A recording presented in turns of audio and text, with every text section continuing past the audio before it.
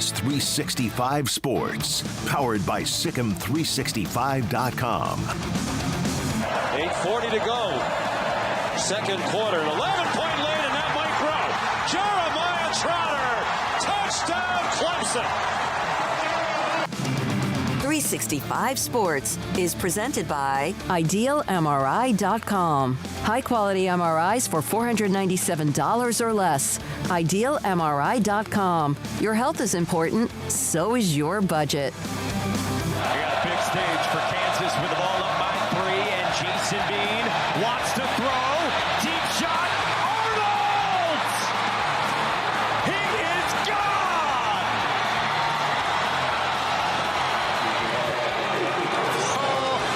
Oh my goodness.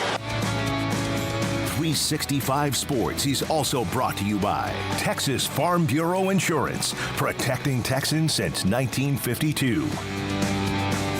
Will Howard backs up into the shotgun.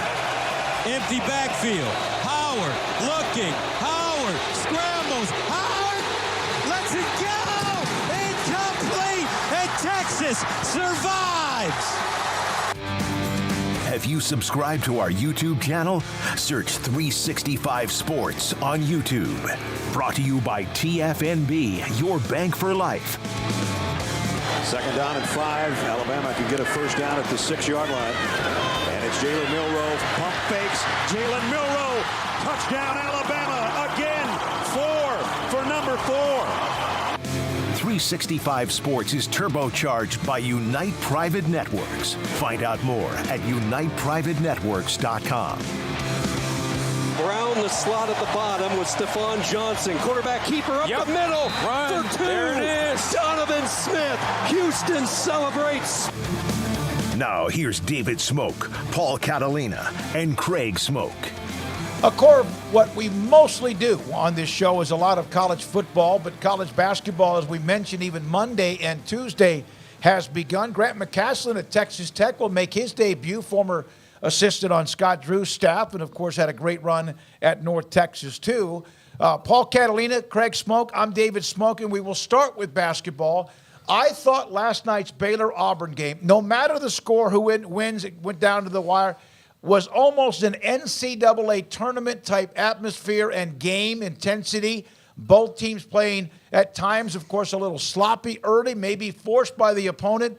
But what a nice win to start the year for Scott Drew and Baylor. Yeah, they came back in the game. They were down. They had turned the ball over a ton in the first half. Sometimes in the past they've had teams that had a lot of talented players, but if they were down at halftime and didn't erase the deficit within the first 4 minutes or so, it was kind of over for them. And this team, against a really good Auburn team that's going to give a lot of people problems, just slowly, kept chopping the wood until they got there. Jacoby Walter is the absolute truth. That guy is unbelievable. He is going to be super fun to watch, but it's not just about him. They have another stud freshman. Appears that Yves Missy is even better than advertised, and he was a guy who reclassified, and he's young even for a freshman. He's not even supposed to be at Baylor until 2024. Looks like they've got something in Ray J. Dennis and Jaden Nunn. If those guys can kind of come under control a little bit, I was really impressed last night. Very impressive opening game, and at times I thought they just weren't going to have quite enough. Craig? Good win for Baylor to start off the season, and Sanford Pentagon's a cool location. I know there were some people kind of confused by where they were playing, but eventually caught on and realized, that's a pretty cool little neutral site game to play, and obviously Baylor's liked what they've seen there, and that's why they decided to go back. And I'm sure that might become a regular thing for them. They seem to enjoy playing in cool spots like that. And against a big opponent like Auburn, who's clearly going to be a top 25 type of team and a tournament type of team, they looked like they were in a little bit of trouble there early on, but they've got great depth at guard. And as you mentioned, Jacoby Walter is a freak show in the making, and a guy who Trey Young shouted out, on social media, and talked about his debut, about his young killer or whatever, however he phrased it. Jacoby Walter had a incredible debut, and there's a lot of people who spent a lot of time. I saw this mentioned about Keontae George and his draft prospects last year, and maybe made it too much of a deal about how he would transition in the NBA and become a star.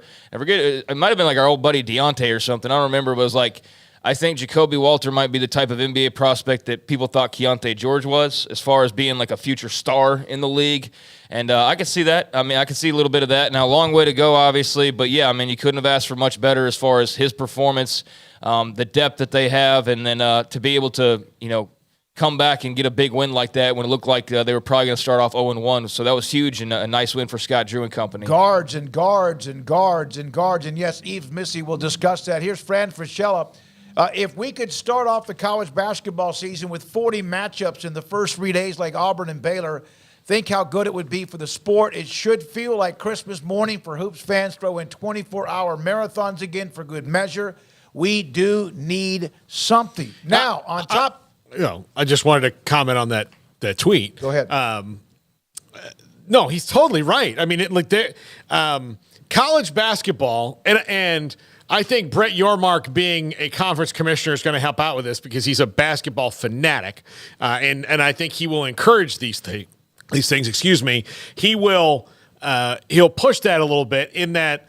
Look, there's no reason to not start. Like if college football is going to have big matchups in week one, why can't college basketball? I know everybody wants to build up and do that, but it's just one game, and no matter what happened. Did the game last night, other than having an L in the column, hurt Auburn at all? Not at all. Exactly. No. So, and that's what I said when I made a comment. I didn't say much during the game. I was just watching the game, entertained by the game, and I just said, man, I tell you what, no matter who would have won that game, to me it was just kind of an NCAA tournament type atmosphere, and I think it was. We cleaned some things up, of course, but very, very physical. Momentum swings, great emotions, atmosphere, the fans, teams, players, etc. Bruce Pearl and Scott Drew. Speaking of Jacoby Walter, this is from Kevin O'Connor. He is an NBA draft guru. He shines as a dynamic shot maker with silky hesitation, pull-ups, and sidesteps. More and more on what he has there. Walter's playmaking flashes suggest he could develop from an undersized wing into a more combo guard. Baylor received 2 upperclassmen transfers who could dominate on ball touches, but Walter can still carve out a role as a secondary creator, passionate defender, and 6'10" wingspan, great fundamentals. Now, Kevin O'Connor, had rated him as the number 1 draft pick, a prospect, entering the season, and then he goes, he just does all of it, shot making, everything. He can hit from deep. He can also drive. He can play defense, as he mentioned. So that's from Kevin O'Connor on Jacoby Walter after and before even his first game. Now, Justin Ferguson, we've had him on the show to talk Auburn before. Auburn's Bruce Pearl, his last comment at the end of the presser last night following the loss to Baylor. I mean, it's a big game. It's a big game. I just didn't expect Baylor to go to the foul line 34 times. No, well, I mean, Auburn went to the foul line quite a bit too. I mean, they were called a lot of fouls in the game. Bruce has a way of saying things without saying them. Yep. Like he really does. I mean, he's never going to not be mad about Dave. Super passive aggressive. Yes. There you go. Yep. He's never going to not be mad about Davion Mitchell transferring to Baylor.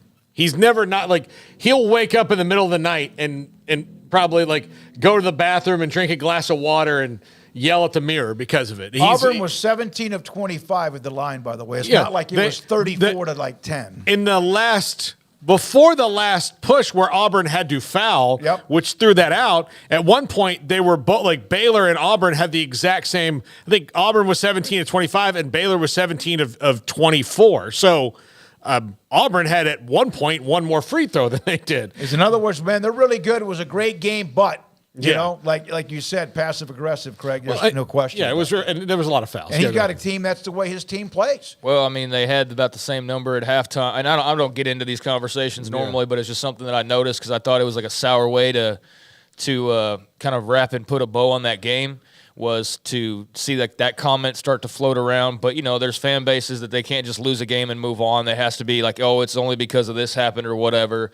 Like I saw a comment about Scott Drew saying that, you know, Auburn had a nice home field advantage. And, like, people actually took that negatively. Like he was making like a bad comment. It's just bizarre how people behave on social media sometimes. But it was like a 12-10 it's advantage at halftime. So nothing was kooky then. And then you look at the second half, and you end up with where did I just have that? 34, 35, and Auburn had 27 free throws. Yeah, but then how many of those were intentional free throws at the end of the game? Minutes, yeah, so when you take those into consideration, it was basically still even, and it was the fact that they were getting fouled and shooting free throws at the end of the game that pushed them to have the advantage that they did. So, God forbid people look beyond, or a little deeper, and that explains, why there is the disparity there is, but that was not why they lost the game by any means. So, yeah, I didn't think that comment was necessary, but hey, whatever. Great game and good win for Baylor. And, if there is a quality loss, that was a quality loss for Auburn that they're not going to really be damaged by. Yeah, they're not in the top 25, but at the end of the year would be surprised if they don't make that run into the top 25. Baylor opened up the game as number 20. Now, okay, let's try to do this jigsaw puzzle with Michigan in the Big Ten. Nicole Auerbach today, Michigan's deadline to respond to the Big Ten's notice of potential discipline. Michigan has until the end of the day today to respond. Because of necessary procedural steps, it's unlikely the Big Ten would issue any punishment today. But there has also been this story that started developing the last couple of days about the Big Ten with other programs that have shared information about Michigan's signs. Here's one with Bruce Feldman. You could read both of them. Michigan saying that Purdue, Ohio State, Rutgers decoded shared Wolverine signs in 2022 before the Big Ten title game. Above that, staffer involved in decoding the Wolverine signal said he doesn't buy that the way Stallions in Michigan allegedly gathered their intel actually gave them much of an advantage over the way other teams usually do it, or that they actually needed this. And then, of course, there's more stories that have. Dan Wetzel then tweeted this out, and we can discuss this. But Dan Wetzel here. Michigan and Purdue broke the exact same rule. They used advanced scouting to steal a future opponent's signals. Why does the NCAA and the Big Ten only care about one of them? I asked you guys there yesterday. It almost looks like this is Republicans and Democrats. You throw a barb, we throw one back. I don't know, but I'm sick and tired of hearing about it. But again, I also understand why it is a story that Michigan's right there in the mix to be a part of the college playoff for a second consecutive year. Just a little tease. This story has inspired the top five today because Tony Soprano's actual college roommate is involved in it at Rutgers. Dan Wetzel joins us today at 3:30, by the way. Go ahead. This is getting weirder and weirder. And look, they should punish everybody who broke the rule stealing signs. So if Purdue did the same thing, and Dan Wetzel also brings up a good point in his column, what should you rather have, grainy cell phone video that Connor Stallions did, or the actual coaches that are, paid to coach decoding the signals? Yeah, you'd probably rather have Purdue, Rutgers, Ohio State's method of doing it. But again, we need a little bit more information on the other sign stealing side of it. Either way, the Big Ten's got a big problem that they have to solve. And when you compare them to how other conferences deal, this feels like a lot of big old school Big 12 infighting. We've seen it down here before, and the schools are at each other's throats, and they've got to get through this because they're going to cast a pall over their whole league if everybody is stealing signs, and to the degree of whether this is a big deal or not will always be debated. They need to figure out what's going on going forward and figure it out. But Michigan saying, look, we did it and they did it, well, that doesn't make it right. Like, okay, yes, that's fine. Let's punish everybody involved. Craig? I thought it was a more interesting story when it seemed like it was just Michigan, and now that it's just a bunch of finger pointing, now it kind of becomes old very quickly of just, you cheated, no, you cheated. And, well, I cheated, but you cheated this way. And, well, that cheating's worse than this cheating. And, it's a bad look all the way around. Not that I was rooting for Michigan to be the sole culprit, but it just made it a more interesting story if they were like big bad, like Russia trying to finagle their way into some devious, outcome. But when it's everybody, it's just like, it's just everybody, the Spider-Man meme pointing at each other. I read Dan Wetzel's column, and I agree with most of what he has to say, but I think to say that, coaches trading information, which they do that at the high school level, do they not? Like they do that at every level of football. You play a team, you pass it along to your buddies or to people that you know who are playing that team upcoming. That's pretty common practice around football. And in the end, you're all sharing signs, and I guess you're all coming about the same information, but I just don't agree that trading information with people who recently played other people, while it's similar, is not the same as funding airline travel and seats and multiple parties being involved. And like it's not just Connor Stallions, but like they're sending out other minions to, and I don't know how all of that worked. If he was like some big brain that was orchestrating this all on his lonesome, or if Michigan was helping. I mean, somebody had to be paying all these plane tickets and stadium tickets and whatnot. But that to me is not the same thing. That is not the same thing as you played somebody and you got the information and you passed it along. It's all sharing information. It's all sharing signals. Yes, that is true. But the way in which Michigan allegedly did it, or Connor Stallions did it, or whatever, is not what those other schools are necessarily doing. I mean, am I crazy here? Do y'all understand what I'm saying? I get it. So I didn't feel like that was an apples to apples comparison. I mean, in the end, I guess it's all applesauce anyways, but I don't know. I think what Michigan was doing is a little more bizarre and a little more of like intentionally trying to bend the rules and not doing it the way that it's pretty much always been done when you just share info with people. You got people with camera glasses on the sidelines pretending that they're not really there, trying to hide that they're there. I mean, that's not, hey, Bill, we just played Ohio State. Here's what we found. So that's where I disagree slightly, but, you know, it doesn't really matter. In the end, it is, you know, all the same accusations and finger pointing, and now that it's become just a big, you know, mudslinging fest, I have less interest in it, but I know because of the parties involved, and now it's, you know, a good number of the Big Ten teams, that it will remain as hot of a story. But it was more interesting when it was like a big bad villain kind of thing, and now it's just like, oh yeah, everybody kind of sucks at this. There's now the comparison of what, and this is in an article on theathletic.com, there's a comparison of what Michigan was doing or did was like what the Astros did, above and beyond somebody in the locker room or clubhouse or in the dugout or bullpen stealing signs from a third base coach. And that's what the response is. I've been watching some of those who cover Michigan, some of the columns, some of the rebuttals, and some of that. We will hear from Dan Wetzel. He'll join us at 3:30, in fact. He wrote the column, and get his feedback, too. Yeah, I mean, like the where the Astros and Red Sox and anybody else who's been accused or caught of stealing signals, the reason that it's become illegal. And look, the Major League Baseball moved pretty fast to fix all that. You know, the PitchCom system came along and it certainly helped that a great deal.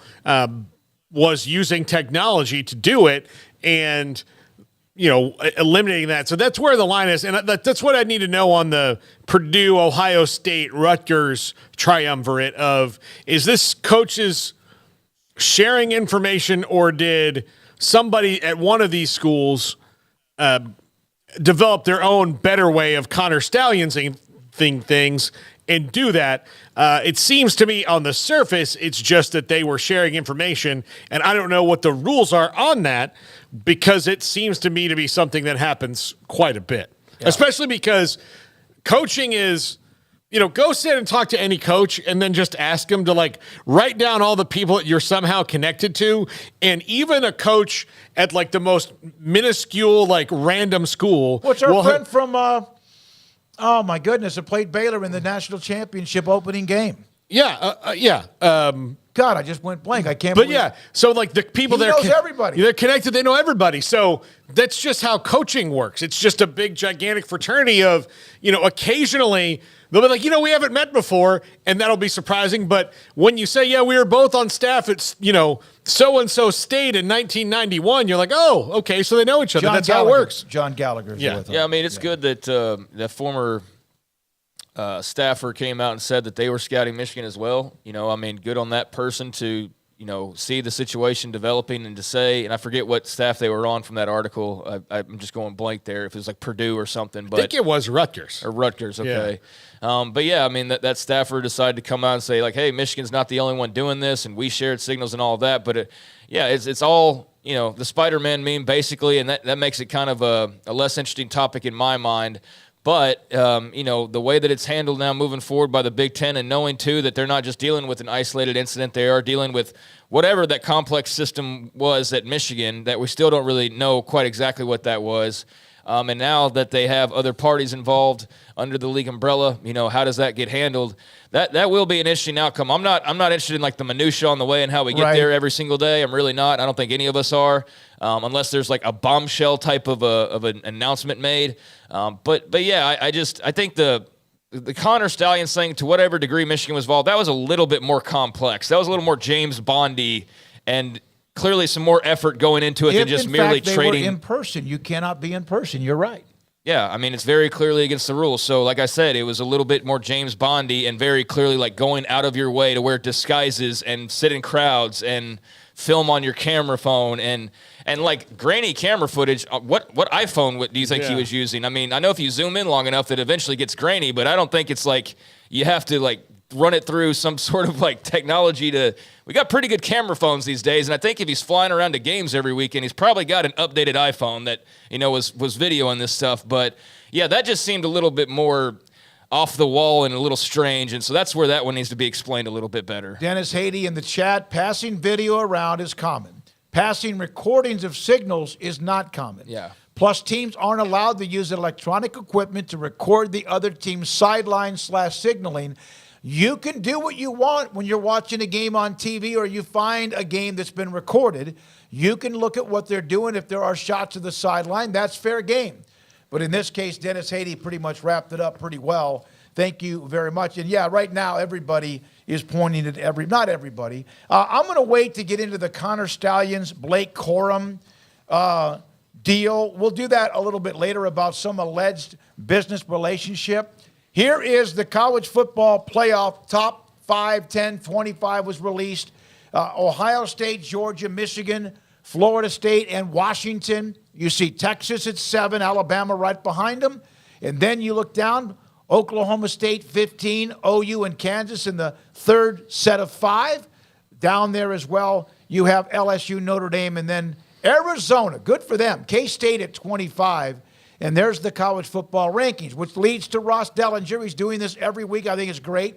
And it's if because it's not, but it will be next year, if there was a 12-team playoff based on how everything is seeded, you would have Ohio State, Washington, Georgia, and Florida State waiting for somebody else after they play in the first round.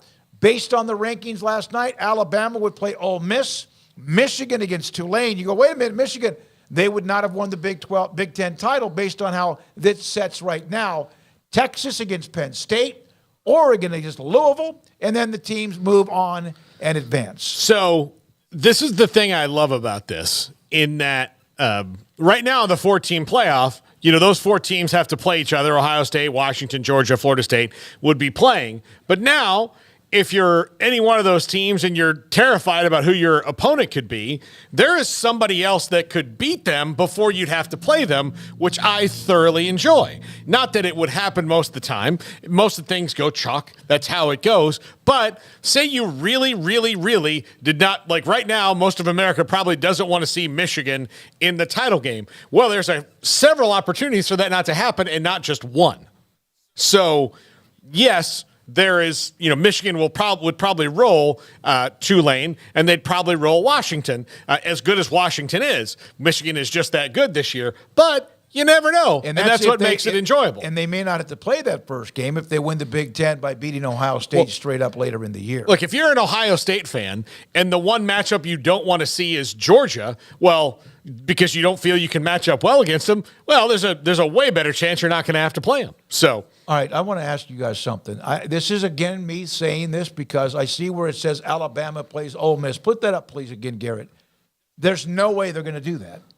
They're not going to have the season go on. I mean, it's also there's 3 weeks left in the season. There's actually 4 weeks left in the season.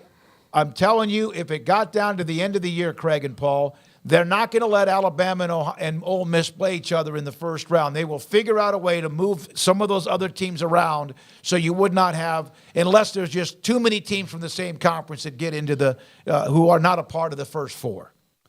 Yeah, I agree with that, but my point is that that's what it is with 4 weeks to go in the season, so it may not end up like that. But, yeah, I mean, if there's a situation where at the end of the year, after all the games are played and it was lined up that way, then, yeah, I'm sure they would try to find a way to not run it back with Alabama and Ole Miss, and you'd see that probably flipped. But there's really no need to do that for this. This is, the season with still a month to go, and so there's still a lot of big games for those two teams to play, so when all is said and done, they might not either one be in the playoff. No, you're right. So, right.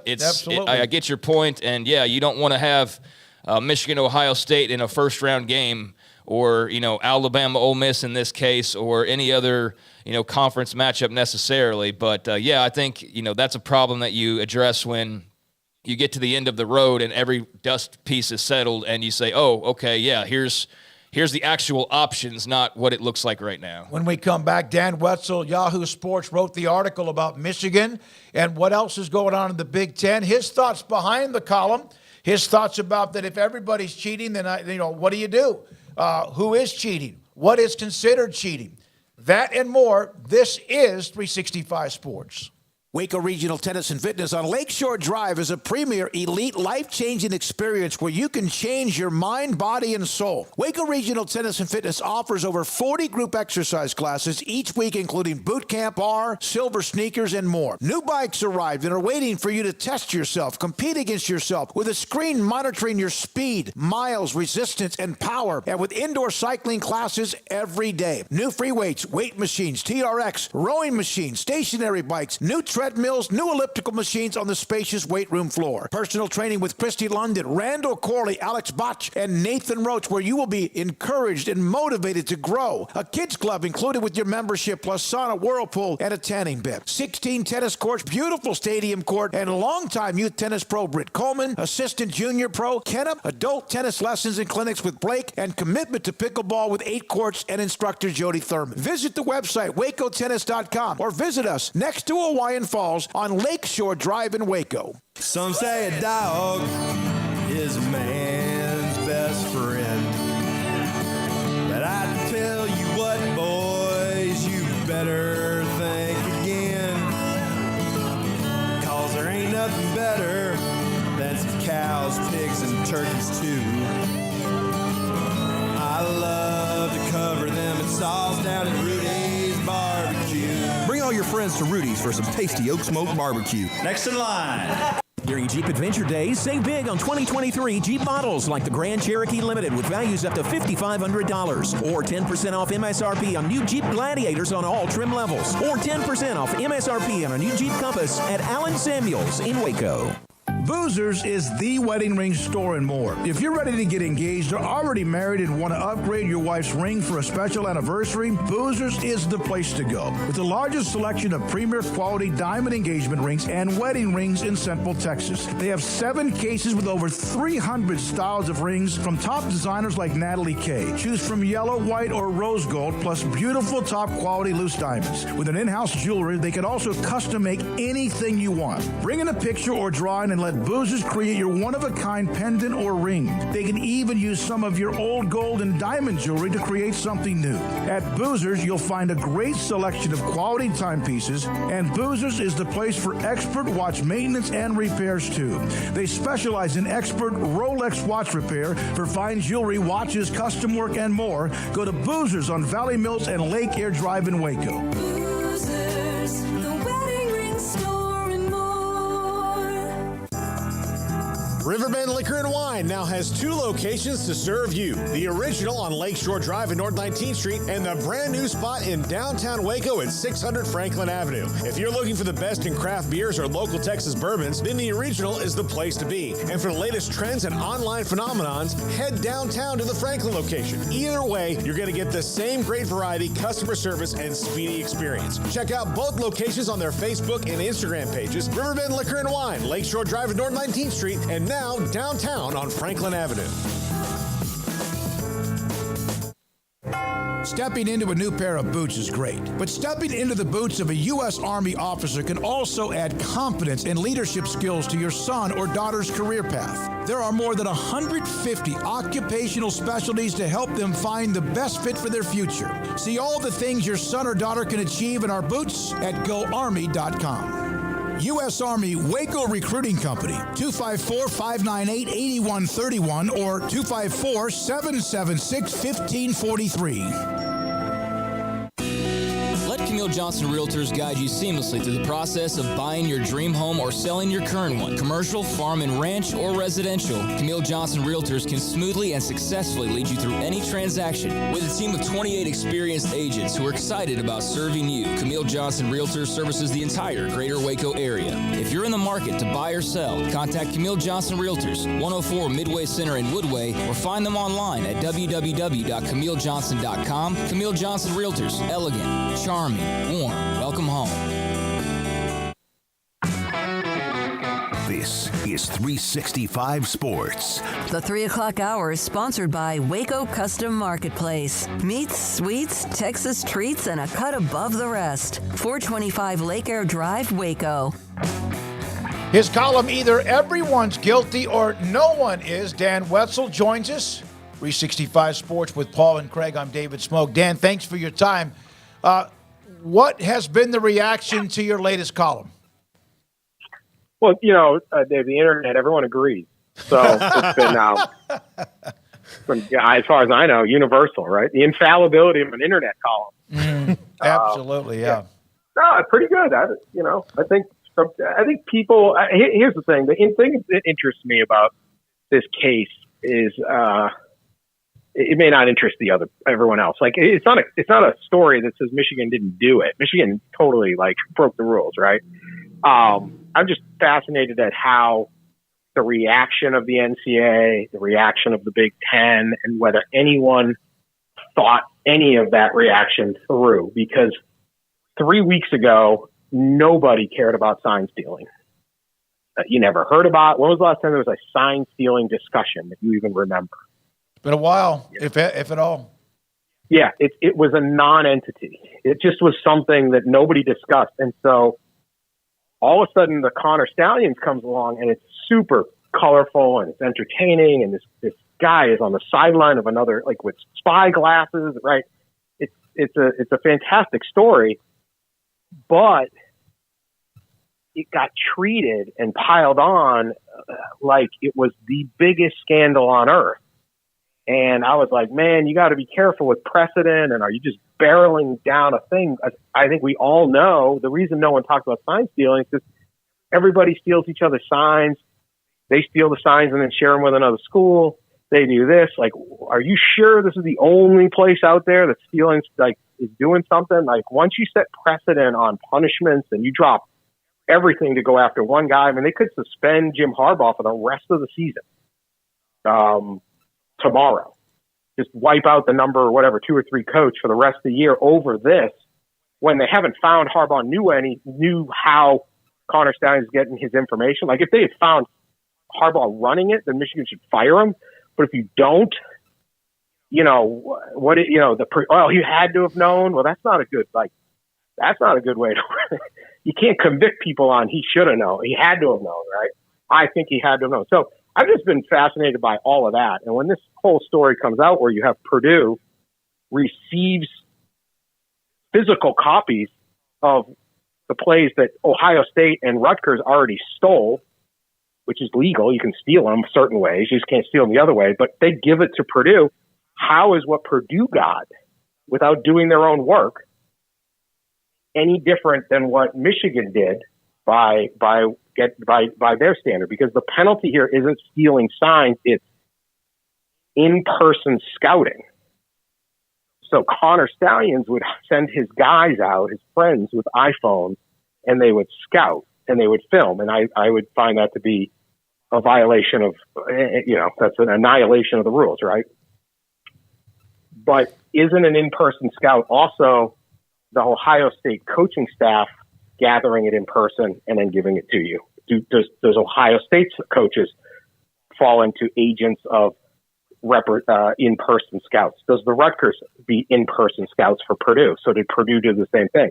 I would argue you can make a very strong case that they are, because no one's ever defined what an in-person scout is, because no one ever cared about this rule. So there's a ton of like legal and things that interest me, and maybe not everyone else, parts to this that you go, man, you're opening Pandora's box, because maybe everybody's an in-person scout.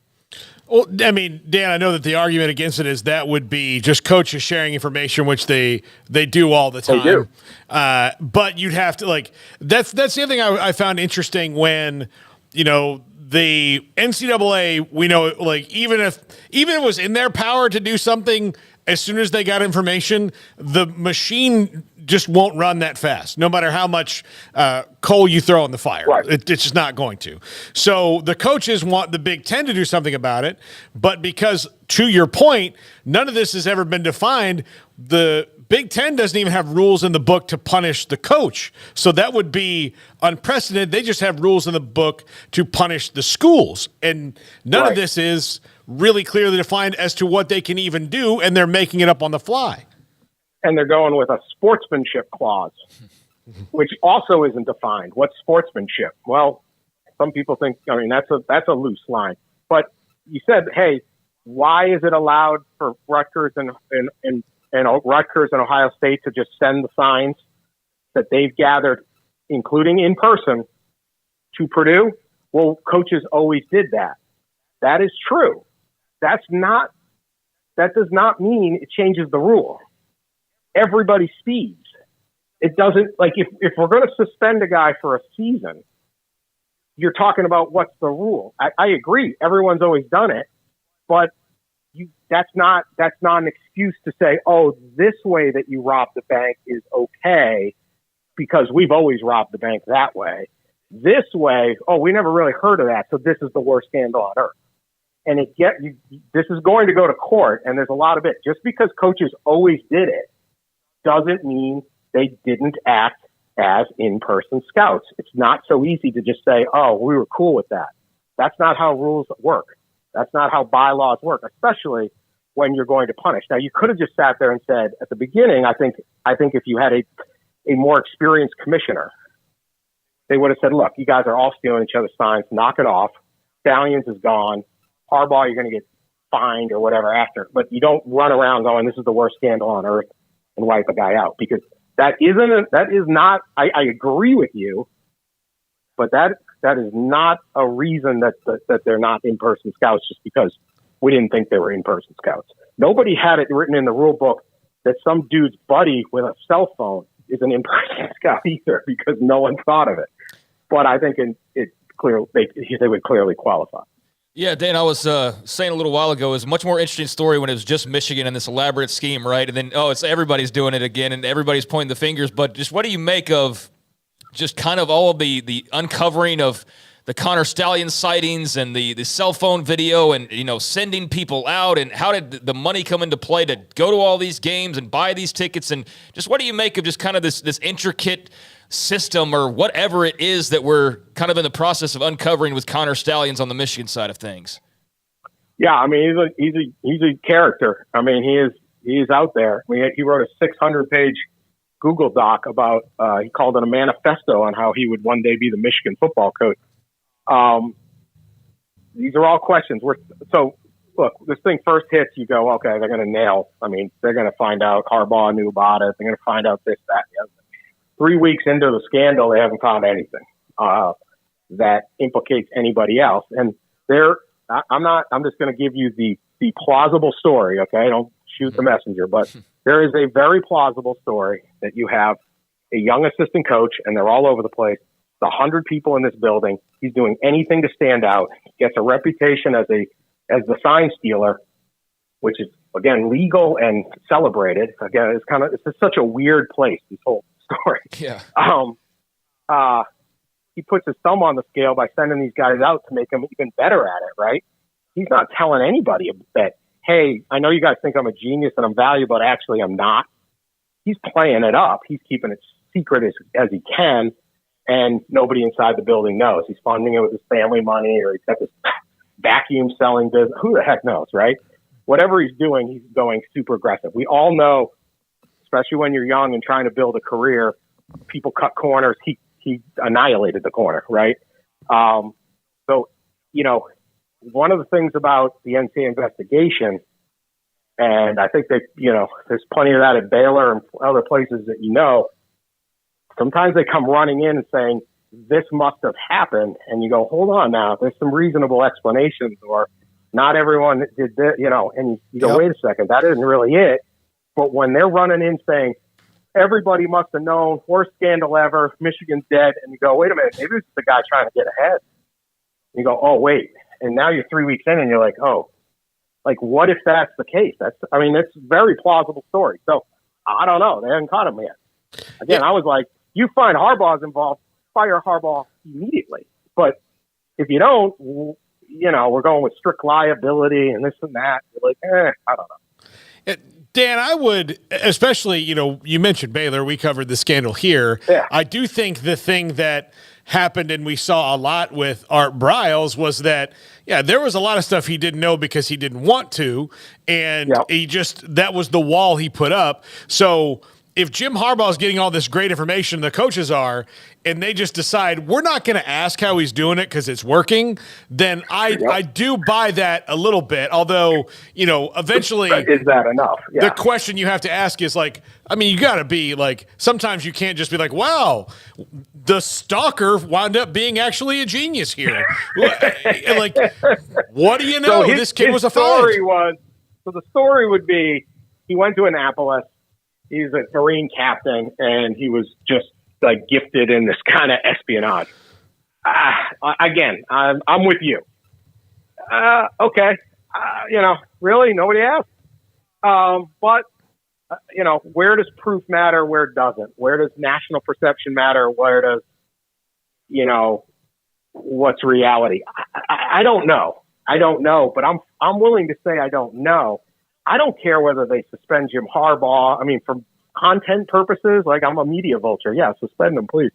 But this scandal's great. But, due process matters. Taking your time matters. Different things matter. So, we'll see. I don't know. I don't know what's going to happen next, but it's a big scandal. I just say, look, because no one ever talked about what is an in-person scout, the way we would say, because most scandals are about recruits, it'd be like, they can define a booster. Like, you are a booster of this school, or you are a representative of this school down because they've litigated it. They've gone through all this process. Nobody has used this rule in 30 years. So the whole rule just says you cannot in-person scout. That's literally the language. What's an in-person scout?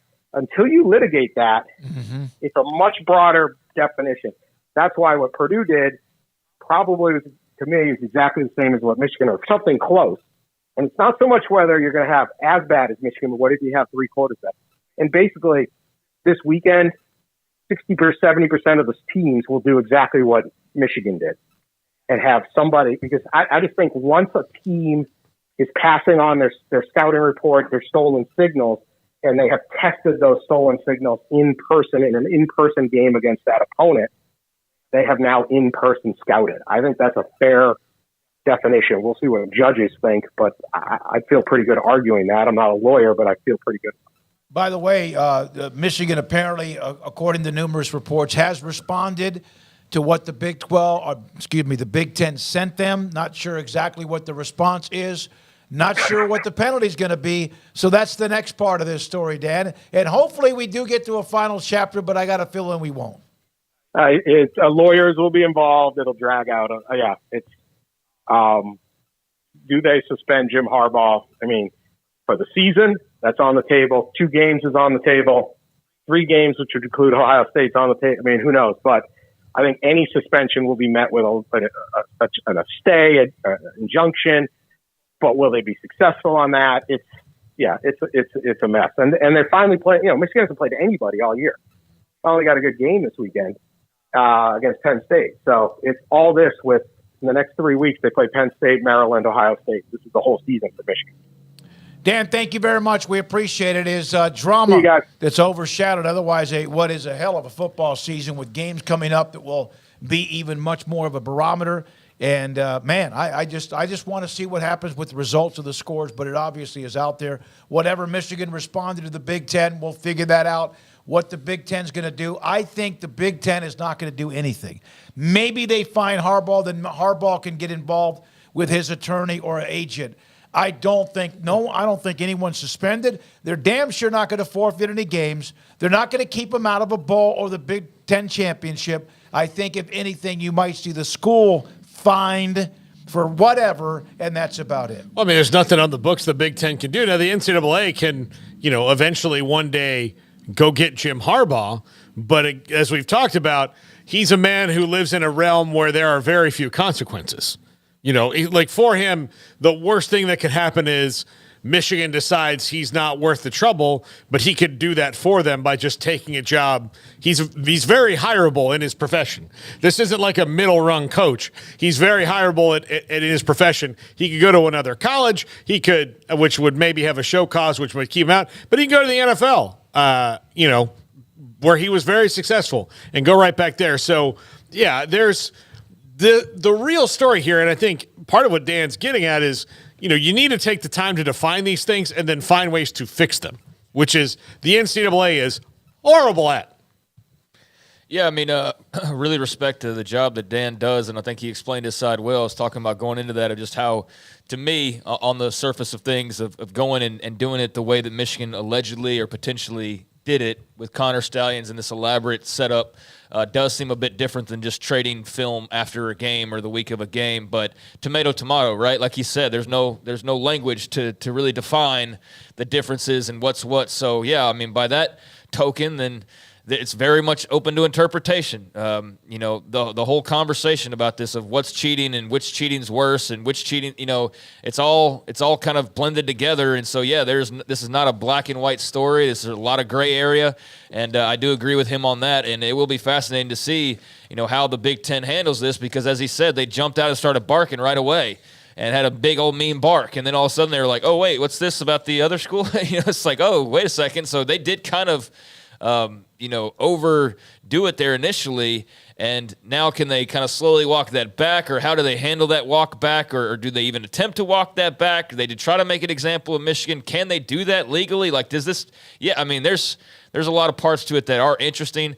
I would love to have asked him about the CFP, even though I think that's kind of just on chill mode right now. Like, I know it's a thing, but it still feels like there's just too many big games coming up to really dive into that deeply and be like too.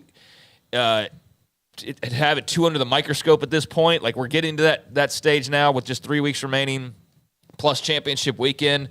But yeah, I mean, I would like to talk about that, or even ask him about Dave Aranda the next time we have on. It kind of is sense there, but I understand that this is a big story because of who's involved, the league that's involved, and in so many ways, they've made it a bigger story themselves by the way that they handled it from the outset. So, yeah, that's going to be, fascinating to see where that goes and when all is said and done. But, yeah, it doesn't seem like we're going to be seeing, Harbaugh not allowed to coach in the playoff or anything along those lines, because just too many legal parties would be involved in something like that. Well, it's interesting because one of our topics, Craig and Paul both came up with a couple of topics for us to discuss. One of them is about the NFL, the top 50 prospects at the midseason point, by Dane Brugler from theathletic.com. We're going to look at some of those names and what does it mean for them, but also what does it mean for the schools they play for. And then Paul, one of the topics was what's more annoying, or whatever the word is, the Big Ten and this Michigan scandal, or the SEC and what? Their delusions of grandeur. All right, we'll have that today at a little bit after 4 o'clock. If we can get to that point, we will be able to do that. From Kyle Little and a couple of others, why aren't you mentioning James Madison and their waiver, or at least request? Because they've done it twice. They've lost twice. The conference is trying to go to bat for them as well, but we've mentioned that, and that story was yesterday, and we discussed that story with James Madison yesterday. And one other note, we have reached out to James Madison to get their football coach on this show on 365 Sports. When we come back, we got a couple of things to get to here. And there's a couple of the notes in college football, and then the topic about the SEC and the Big Ten, those are the two power structures, right? And then kind of how you view either one. Think about that as we head to the break. And this is 365 Sports. Riverbend Liquor and Wine, Lakeshore Drive and North 19th Street, and in downtown Waco. Now 2 locations serve you. That downtown location is on Franklin. It is almost winter beer season, and so the roster gets churned again from the fall to the winter, and this is that nice time where it's overlapped to where, maybe you feel like a fall beer on Monday and a winter beer on Wednesday. I don't know. So you got some nice overlap where you can get some Oktoberfest and some pumpkin stuff, and then maybe into the winter brews as well. This is the good overlap time. It's also a great time, as it is any time, for bourbon and local craft bourbons. That's what they do at Riverbend Liquor and Wine. They've got the best selection of craft beers, local craft bourbons. They've got great customer service. The drive-thru window I will always talk about, because there was a time where I was on my way to a party and I was told to pick up bottles of wine. I did not do that. And I felt like I was running late. And so I swung by there. I said, I need this, this, and this. I told them the 3 things that was requested. And before I reached under, you got to do that thing when you're in the drive-thru, the wallet grab in your back pocket. Before I finished that, the bottles of wine were essentially at the window waiting for me to hand them my credit card. Unbelievable what they do there. Riverbend Liquor and Wine, now with 2 locations to serve you. The right call can make all the difference on and off the field. I'm Mark Stewart with Bird Colgan Ford. When it's time for a new car, truck, or SUV, Bird Colgan Ford is the right call. Come check out our award-winning lineup of best-selling models in their class, like the Mustang, Explorer, Expedition, F-150, and Super Duty. Make the right call for your next vehicle at Bird Colgan Ford. Bird Colgan Ford proudly supports Baylor Athletics. Sic 'em Bears. At Ideal MRI, we feel blessed to be part of the Waco community. We're a small family business here in Central Texas. At times like this, the cost of healthcare has never been more important. And unfortunately, significant illnesses and injuries still occur. And that's why Ideal MRI is open and here to serve you through this difficult time. So if you need an MRI, ask your doctor about Ideal MRI. You can schedule online in minutes at idealmri.com or call 833-IDEAL-MRI.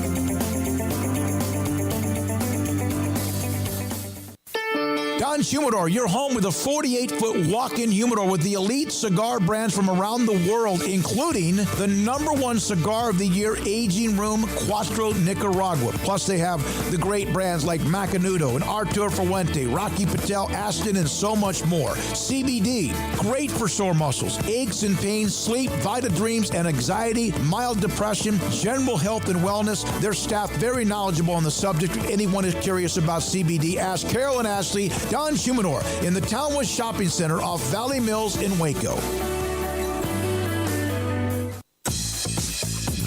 Baylor Scott & White Southwest Sports Medicine and Orthopedics, the team physicians for Baylor Athletics, diagnosing and treating all sports-related injuries, including concussions. These specialists also provide orthopedic services for athletes and non-athletes alike, whether it's knee or shoulder pain, a wrist injury, orthopedic spine care, and even an arthritis and total joint clinic. Trust the doctors Baylor Athletics trust. Baylor Scott & White Southwest Sports Medicine and Orthopedics wants to get you back in the game. Waco Custom Marketplace, 425 Lake Air Drive in Waco, is your holiday item superstore. Half spiral hams, 8 to 10 pounds for $4.45 a pound. Pit hams, 12 pounds for $4.45 a pound.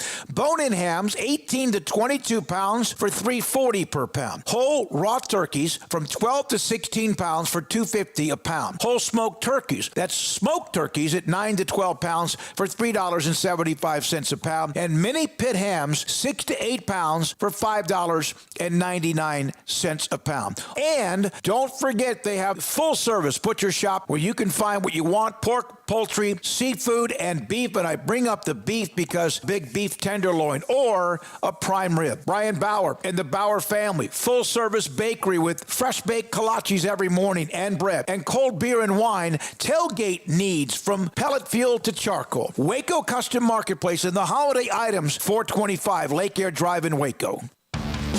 This is 365 Sports. The Sick'em 365 app is brought to you by Allen Samuels Dodge Chrysler Jeep Ram Fiat. Come by, let's be friends.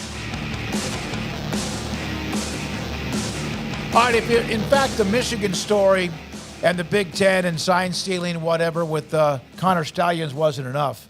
There's this story that came out about Blake Corum, Michigan star running back. I don't even know where to start football scoop, but this is another angle to it. Blake Corum said he did not know of any kind of business relationship with Connor Stallions, but there's an organization, limited liability company, where Connor Stallions, Connor O'Day, and Blake Corum are listed in the business or within the business. Corum has gotten an attorney. He says he has no idea what is going on here. Yes, and so those are the things, like three possibilities: that he misspoke or forgot that he did this. Connor Stallions committed a felony, or that Blake got out of the business, before the latest filing by the company. But given Connor Stallions' behavior over this time of the manifesto and all these things, and I mean, it's really weird. He's got his HOA got mad at him for operating a vacuum repair business out of his house. I mean, everything about this guy is weird, and there's some stalkerish type vibes to it, or I don't know if stalker's the right word, guys, but the super fan found himself in a position to do all these things. And if he's listing Blake Corum, if maybe just like with the sign stealing thing, one day he's going to go and tell everybody about this, and they're going to be, oh, you're a genius. You're the offensive coordinator now. Oh, absolutely. Blake Corum. I Blake Corum would love to do business with you. This is where have you been all my life kind of a thing, because that kind of seems where this is heading a little bit for Connor Stallions, because it's just one bizarre turn after another when it comes to this guy. Yeah, I don't even know where to go. I don't know where to go with that. That's just this whole thing is just so weird, and the fact that we keep saying this guy's name is bizarre. I mean, I understand why we are, but just his place and everything is super strange. Even for college football standards, this is weird. And now I don't even know what to make of the Blake Corum thing. I mean, I don't know how you don't know how you're attached to something like an LLC.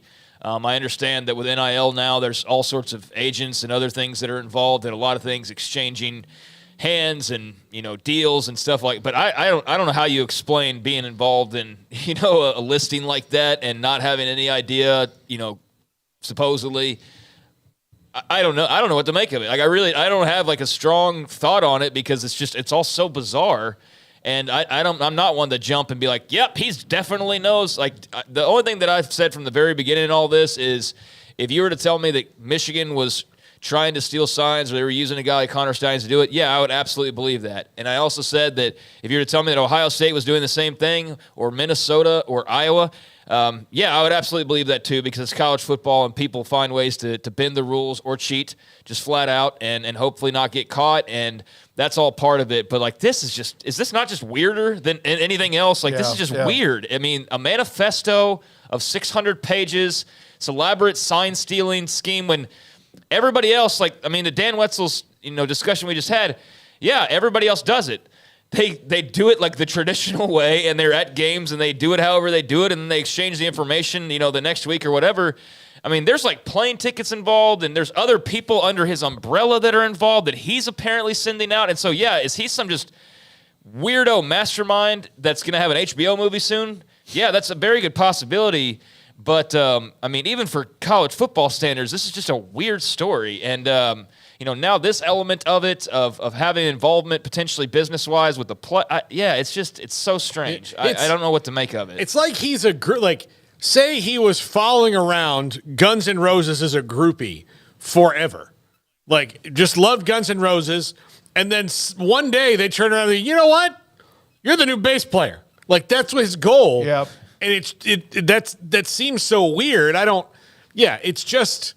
Yeah, even for a sport that has some weird crap happen in it, this takes the cake. And I think the weirdness should maybe quell some of the outrage on it, because, most of it's fake outrage anyway, because that's what most outrage is. But if you're like, oh, my God, this is egregious, just take a step back and go, man, this crap is weird. It's just weird. Like, yeah, it's just, I mean, it is. And there is certainly some pearl clutching that's not totally sincere. And there's definitely an element of people that just want Michigan to burn down no matter what. And they just want it to be a guilty, verdict in the court of public opinion in the end. But yeah, just the different elements that keep getting unpacked here. And now you've got the finger pointing back at other schools. And you've got, Wetzel, for example, coming on here and explaining how it's tomato really. And all of that, and everybody's got a different opinion, seemingly, is I guess what I'm getting at. Of, well, that's the same, or no, it's that's totally different from what they were doing. But yeah, I mean, just the involvement of this guy. I don't even want to keep saying his name because it's just so weird. But the involvement of this guy to the extent that he appears to have entrenched himself in Michigan athletics, whether all on his own or what, it's just bizarre, even for a sport with super fans galore and a lot of just weirdness to it.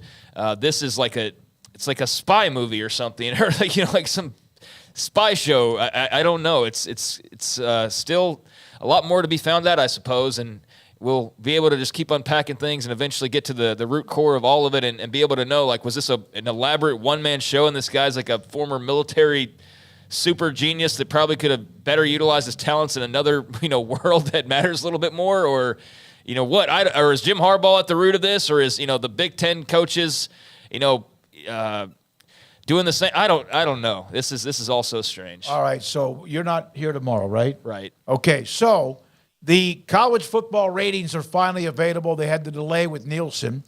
Here they are: Alabama just under 9 million. Georgia and Missouri, 7 million. I think it was like 6.9 million. Southern Cal and Washington, 4.5 million. That was a late game.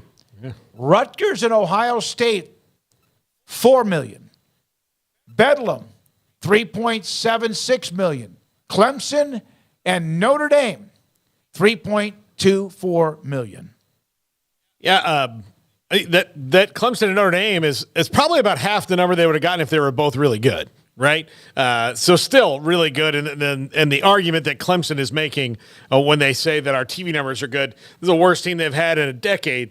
And I know Notre Dame is part of that, but even still, that number is pretty good. Bedlam, I thought, would be a little bit higher, especially higher than Rutgers and Ohio State, although that's essentially, within the margin of error on that one. And, of course, we knew that Alabama, LSU, and Georgia would be the top games this week. I mean, those were two of the best, as a matter of fact, and should have been. Right below the ones there, Oregon State, Colorado had a great number. Kansas State, Texas, just below that. And in that neighborhood, Purdue at Michigan, A&M and Ole Miss. And so those are some of the games. Florida, Pitt, among the top 10, but those are the ones right there. Yeah, I mean, Alabama, LSU, that had the makings of a great matchup. Just with all the stars involved, all the storylines, and just the repercussions as well, division-wise, conference-wise, playoff-wise. So, yeah, I mean, there are some big names attached to that, and that's a very healthy number. But still, one note I saw was that that's down like 25% from Alabama, Tennessee, like last year, which is how massive that game was. No, it was Alabama A&M from earlier in the month is what I mean, not Alabama, Tennessee. But, that's a nice, healthy number, obviously, and a huge day for the SEC and on CBS to pull in those types of eyeballs. No surprise, USC and Washington because of the playoff implications, and you got some good star power in there as well. Seattle, LA. So that's a nice, healthy number for late at night to be sure. There's why Rutgers, I mean, that's a lot of Ohio State too, but the fact that you can put Rutgers, even if it's not like the biggest brand name in the world when you think about college football, so much of this is driven by broadcast and getting those big numbers. And so, it's not always like how good you are, but it's amazing to see Ohio State. Doesn't matter who they play, they're always got a huge number for the most part. But that's good for a game that wasn't talked about all that widely. We weren't really breaking down Ohio State Rutgers at this point last week. So yeah, that's a nice number. And Oklahoma always pulls very well. And Bedlam was a massive game. So yeah, I mean that's a pretty healthy weekend for college football right there. And by the way, Kansas State and Texas, the Fox Game Day, or what are they, Fox Big Noon, I believe outdrew College Game Day, which was in Tuscaloosa for their game against LSU. All right, when we come back, Give the question again, Paul. We'll come back and discuss it. Ricky Thompson joins us at 4:30 today. What's more exhausting, the Big Ten's ridiculous infighting or the SEC's delusions of grandeur? Say it again. What's more exhausting, the Big Ten's infighting or the SEC's delusions of grandeur? All right, you in the chat room, we'd like to get your feedback from that. Also, the text line, 254-339-1122, and we'll give you our opinions on it, too. This is 365 Sports. IdealMRI.com. IdealMRI.com is a business with a building that's inside the Central Texas Marketplace on the southern part of Waco, just off I-35. It is a phenomenal business. A business will help you find out your doctor needs more evidence of what is hurting you, that's shutting you down. You don't sleep well. You can't function. It hurts badly. And they want an MRI, your doctor. And you get one. Ideal MRI will give that to you, get that to you. They'll take care of you. And also the images go up in a portal. Your doctor gets them. You get them. And I even have gotten a phone call or two along the way to kind of give me the perspective of what they see. Then to pass it along to the doctor who can also look it up too, whether it's a ligament or a muscle. And even better news, $497 is the max cost. $497 or less, and the average MRI around the country is $1,100, which means some are even higher than $1,100. Dr. Rob Maxey and his staff built a fantastic business, state-of-the-art technology MRI machine, saving you hundreds and maybe even $1,000 or $2 along the way. IdealMRI.com. In our logo and advertising, we say we are people that you can count on. What does that mean? It starts with providing a quality vehicle and quality service at a fair price. But it also means we do what we say we will do, and we treat people fairly with respect. It starts by hiring great people, good local folks who work hard with a caring attitude. Our employees are the real reason we are people that you can count on. Put us to the test and see for yourself that at Richard Carr Motors, we are people you can count on.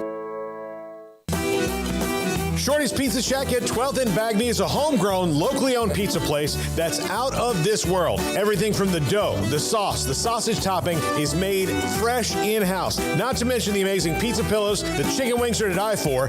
Try the Sikkim sauce, chili cheese fries or tots, plus great specials on food and drink every single day. Shorty's is also the perfect spot to watch the game with your friends. Shorty's Pizza Shack at 12th and Bagby. Tell them Paul sent you by.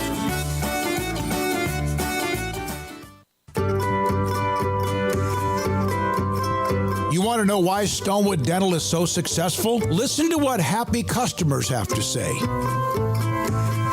It's pleasant. It's different than any other dentist's office. I really feel like they care. And it's not that you're here for 2 hours waiting on someone to take care of you. It's quick and easy, and I bring my kids, and my kids love being here too. They really love the treasure box. Staff is really nice and accommodating, real friendly. You feel more like home. It's not sterile looking. Everybody has their own personalized rooms with decorations and decor, and they'll even have a blanket for you when it's cold. I've recommended people to actually come here, and they are patients now. I really love it here. It feels like family. Learn more, stonewood-dental.com.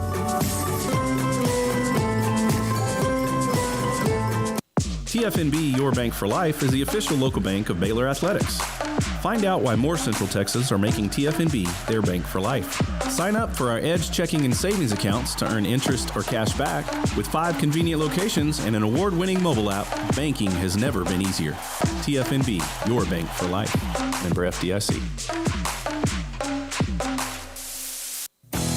Three Nations Brewing Company has 16 different beers on draft with a new beer every Friday. It also offers 2 air-conditioned tap rooms, a large indoor beer hall, a second-floor mezzanine offering a great overview of the brewing company and equipment and patio where you can relax under the shade. Plus, you can now experience the new Three Nations Beer Garden Grill on our shaded patio. Grab a cold beer and enjoy a bite from our freshly prepared and delicious menu. Street tacos, quesadillas, freshly cooked burgers and dogs, and veggie burgers too. Nachos and so much more, all prepared and cooked on site. So come visit the award-winning Three Nations Brewing Company on East Vandergrift off I-35 in Carrollton.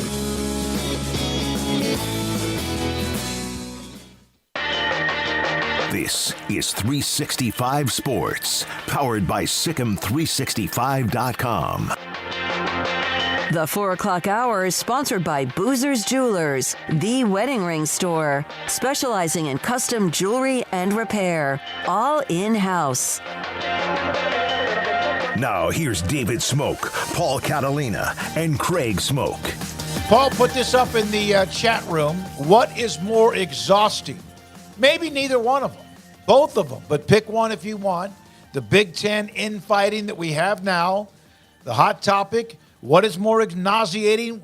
Big Ten's infighting or the SEC's delusions of grandeur? And look, I know some of it's not delusions of grandeur. They've won national titles, but really the ones who haven't, or the ones who haven't recently, the SEC, it just means more, and the kind of way that they do things, I know that fans have been tired of, but the more I've read about the Big Ten story, the more I do actually, like the way that Mike Slive and Greg Sankey handled their internal business, in that if there was some sort of sign-stealing thing going on in the SEC, they would have probably had a way to deal with it. Like they're very rarely have their squabbles gotten out or out of hand. They deal with it in-house, and maybe that on one side of the coin, that's a really good thing, that they handle these things, they don't get petty, they don't get out, and they can kind of move forward, and they work really well as a group.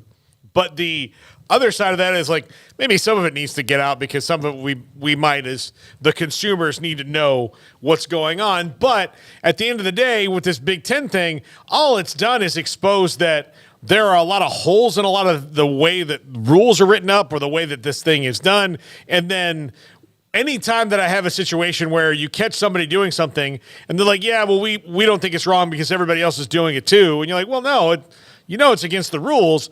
I just hate it. It just bothers me. So I'm leaning towards the Big Ten. I'm curious to what you guys think about it. I'm tired of this Michigan stuff already. Yeah. I mean, the Michigan story is like I was trying to explain, but I'm just sort of out of words to talk about it. Is just a bizarre story. The vacuums on the front porch pictures, the plane tickets, the elaborate network, all that stuff. It's still in need of a lot more explanation and a lot more uncovering of what exactly that story even is, because I don't think we even still know. We know it's a sign stealing thing, but we don't know still who was absolutely involved outside of one guy, what the culpability is of others, what kind of punishment can be doled out. We don't know any of these things because we don't really still know even what happened just yet. But the fact that it is going, being a daily thing now for the past several days, and it's still kind of in the same spot where it's uncovering more and more bizarre things, leads me to believe we're going to be talking about this for a while longer, and that does give me a little bit of tired head because, Michigan's got a pretty big game coming up this week. Yeah. I don't know if you guys know that. Yeah. Michigan's got a pretty big damn game. Their first real test. Yeah, the best team they played this year, and we're talking about some goof who has, speaking of delusions of grandeur, I think that's the guy with the porn star name, who I'm just tired of saying his name at this. It was funny and goofy to say his name initially, but now I'm just kind of tired of it. So I think I'm probably leaning towards the Big Ten infighting, even though I'm focusing just on the one guy. So if you add in now the Spider-Man meme pointing at each other, oh, you cheated, but our cheating's not as bad as your cheating. There's that element. So I think based on the way I'm ranting on this, that I'd go with option A. And that's also because this is all very much front and center, and it's all very much brand new, and it's hard to kind of unpack. But and I don't know, nauseating. I'm not nauseated by any of this. I'm kind of, I guess, not even annoyed. I don't know what I think about the whole thing. I'm just kind of like, oh, this is interesting. Whereas with the SEC thing, I mean, that's been commonplace now for 2 decades. I mean, that's been this way for forever. If Oklahoma doesn't get upset by LSU years and years and years ago, does this SEC run start, and become what it became with Alabama joining the party, and then, Florida was joining the party, and LSU obviously kicked off the party, and we've seen Auburn jump in there, and we've seen Georgia now jump in there. I mean, delusions of grandeur, I don't think there's anything delusional about it. I think it's just it is what it is, and they are the best conference, have been. stand to continue to be. The Big Ten, with the way that they've reloaded, have a chance to topple that. You know, they've got a good set of teams at the top. They've got great teams that are coming in. How that all balances out moving forward will be fascinating. But, yeah, I go topic A because I don't think there's any delusions on the SEC side when it comes to what they're bragging about. Now, there are delusions in terms of, like, why is a South Carolina fan bragging about Georgia's national championship? Yeah. That does not make me nauseated. It does, to that point of the side of it. So, yeah, if we whittle it down, I am nauseated by Vandy fan, flying a banner for Bama's title and bragging as though they won it themselves. But the Connor Stout, I said his name, damn it. The Michigan story is starting to get me a little sick and tired at this point. Well, here's the part about it. I don't know how it's going to end. I think it's going to end up in court. Even if the Big Ten comes down with some kind of hammer, it's going to end up in court. Even if they don't, it's going to still be a story all the way until Michigan's no longer involved. And then, of course, it will be then somebody else that gets involved, like Ohio State, if they keep winning. And it just, in my opinion, overshadows the football season, which is about games, wins, and losses. Is there something nefarious? I don't know. Is it cheating? Everybody has their own opinion. But that's why I'm picking the Big Ten infighting, because what was a Michigan thing, now it's a Democrat-Republican thing, and it's not going to end. Pretty soon you're going to have Penn State involved. Then it's going to be Wisconsin. Then you're going to hear about there's going to be an asterisk. It's like the Astros World Series. There's going to be an asterisk whenever you bring up Michigan, how they got in the playoff, if they get in the playoff. Or, then it comes out Ohio State was doing it too. Well, then Ohio State's got, and so that's what it's going to turn into. And God forbid one of them win a national title. God forbid Michigan win it. And, then they are the Astros, right? They would be basically the Houston Astros in some ways. Or wait, or did they not know? We're still figuring that part of it out. So, yeah, I mean, the first option definitely has the ability to become very nauseating the longer it drags on and the longer it does overshadow what is a pretty tremendous college football season right now. All right, so I think what's the poll, Paul? SEC Bravado's winning right now, 54 to. I think that's 46%. jealousy. Yeah, I think that's more nauseating. It can't, I do think that could be. Whereas I think the Michigan Big Ten infighting is more of like annoying. Yeah, does that make sense? Yeah, because it does make you feel a little gross. I gave examples of like Florida fan rooting for LSU in the national title game so that the SEC can, brag about another title. It's like, but you're supposed to hate each other. That's not how it works. But I also don't think that that's really what's going on. Well, like Florida rooting for LSU. Like, they're rooting for the other team, and then when it comes to it, they do the thing that they think they're supposed to do. Oh, yeah. Which is nauseating. The SEC. Yeah, which is nauseating to your point, yeah. Yeah, that's the thing that's weird to me is that, and I remember this like it was yesterday, when Texas played in 2005, I was on the radio, and the two partners of the show, one of them said, well, I know all the three of us are rooting for Texas. And I was like, the hell I am? Yeah, no. I was like, are they playing, only if they're playing Russia? No, right. I'm not rooting for Texas.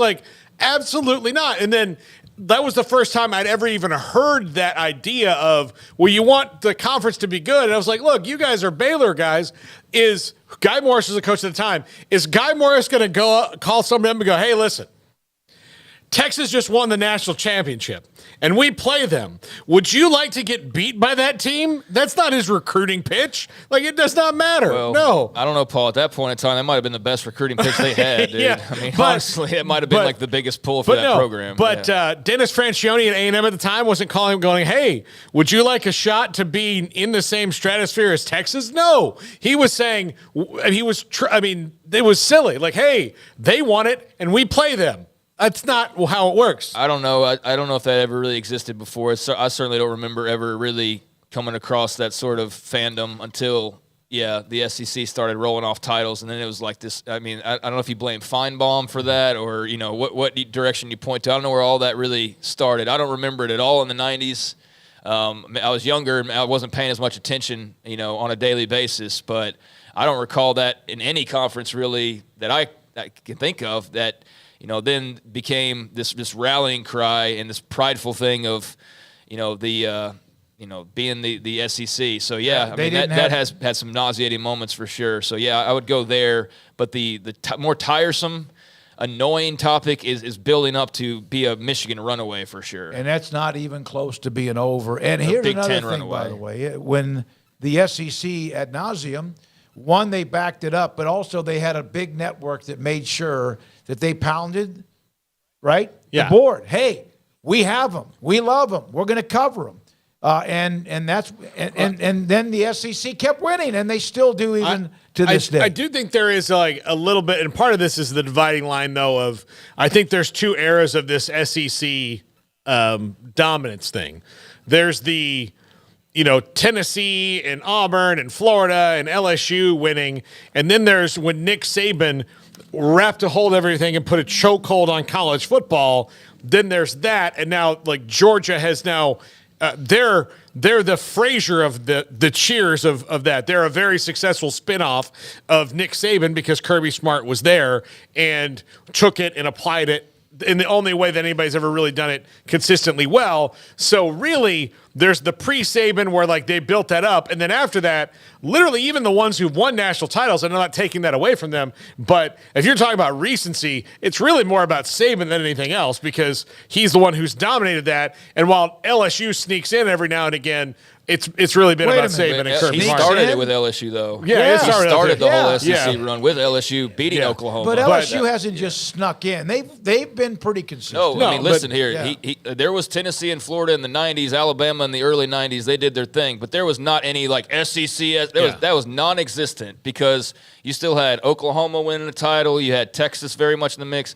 But in 2003, when Nick Saban and LSU beat Oklahoma, that's when this all supercharged, got huge, and then Saban, goes to Alabama, but you had Florida and Urban right after that, and you had LSU still in the mix, and they would win, continue to win as well, and now you've got Georgia. So, I mean, Saban started the whole SEC thing in so many ways at LSU.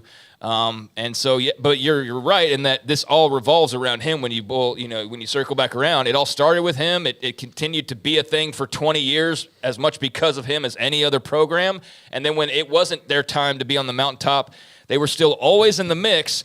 And then typically the team that beat them for that was a team in the SEC. Yeah. And so, it's been a run of dominance that, it's not delusional. It's been very much a lot of grandeur for sure, to their credit. All right, we will have Ricky Thompson in the next segment, but also today we have much more to get to, including Dane Brugler's midseason top 50 NFL prospects. How many are in the Big 12?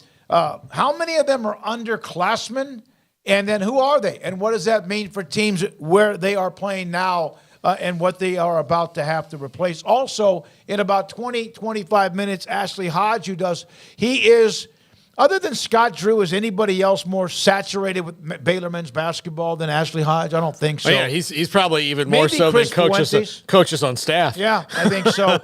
He'll kind of break down what we saw last night and also some other college basketball news. And then Eddie Lackey, former Baylor all-conference linebacker, and his thoughts about where the program is today. A lot to get to. Thanks for all of you in the chat room, in the text line, and even on Twitter. This is 365 Sports. By the way, the poll was how much overwhelmingly, Paul? It was 71 votes, 52-48 SEC haters. 71-52.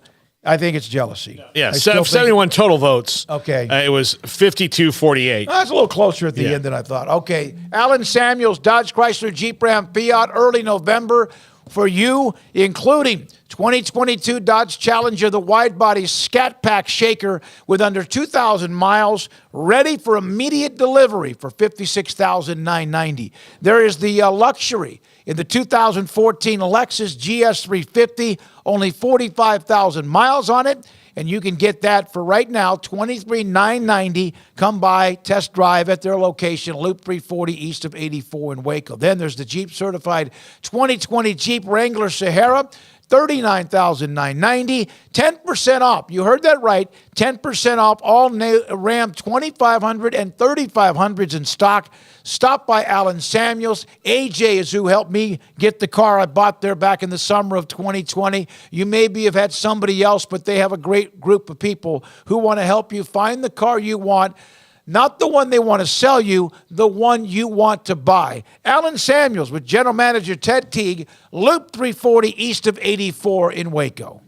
With so many companies and policies out there, it gets so confusing shopping for insurance, and I never know if I'm getting the policy that's right for me. Luckily, I met the team at the Niche Group Insurance Agency. With the Niche Group, you can go to one company and get access to coverage options from many insurance carriers, and you get to speak to a real person about your specific coverage needs. With the Niche Group, I know I'm getting the right coverage at the right price. If you need insurance, talk to the experts at the Niche Group at 1-800-258-8302.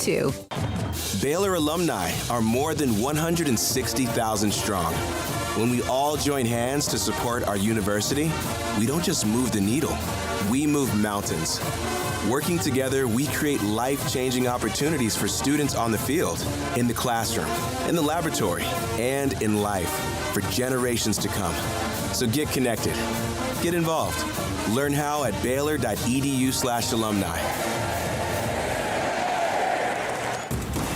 Did you know that 1 out of every 4 men have symptomatic low levels of testosterone and don't even know it? And if you think you're too young to worry about it, guess again. Low T levels can make you feel tired and grumpy, raise your cholesterol, and cause weight gain. Petty Clinic Low T can set up same-day blood screening and results. So if you're tired of being tired, call or go online at pettycliniclowt.com. It's a private clinic with an atmosphere catering to men. Affordable, only $165 a month, including lab work, office consultation, testosterone injections, and follow-up visits, compared to $300 or more a month in Dallas or Austin, and you don't have to drive 90 miles one way or the other and fight the traffic. Petty Clinic Low T has board-certified physician consultations and will provide the best form of brand-strength testosterone. Contact Petty Clinic Low T for increased energy, improvement in sexual desire and performance, mood, concentration, even a decrease in body and belly fat. Just off Highway 84 and Old Hewitt Drive in Woodway, pettycliniclowt.com.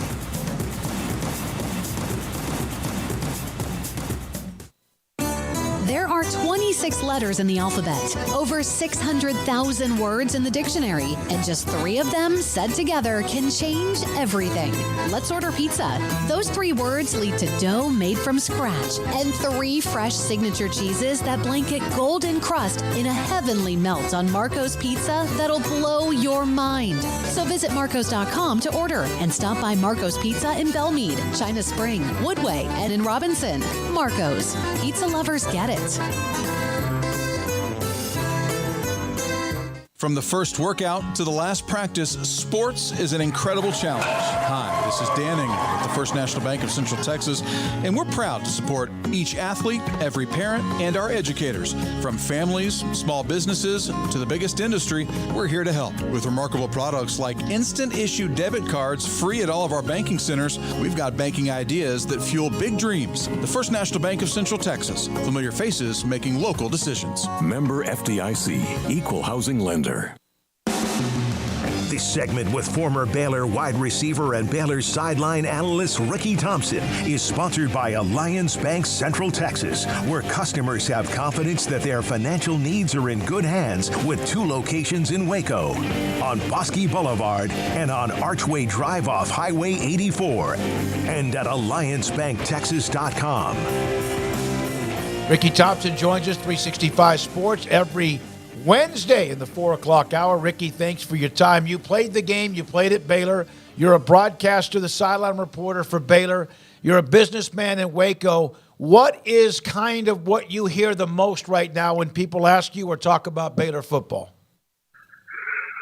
Oh, I think, Smoak, if you just one word, would be disappointed. I think more than anything, and I don't know that points any one direction. I think it's just disappointment that fact that you're where you are with a 3-6 record, one game that you won at home, not against a Power 5 team.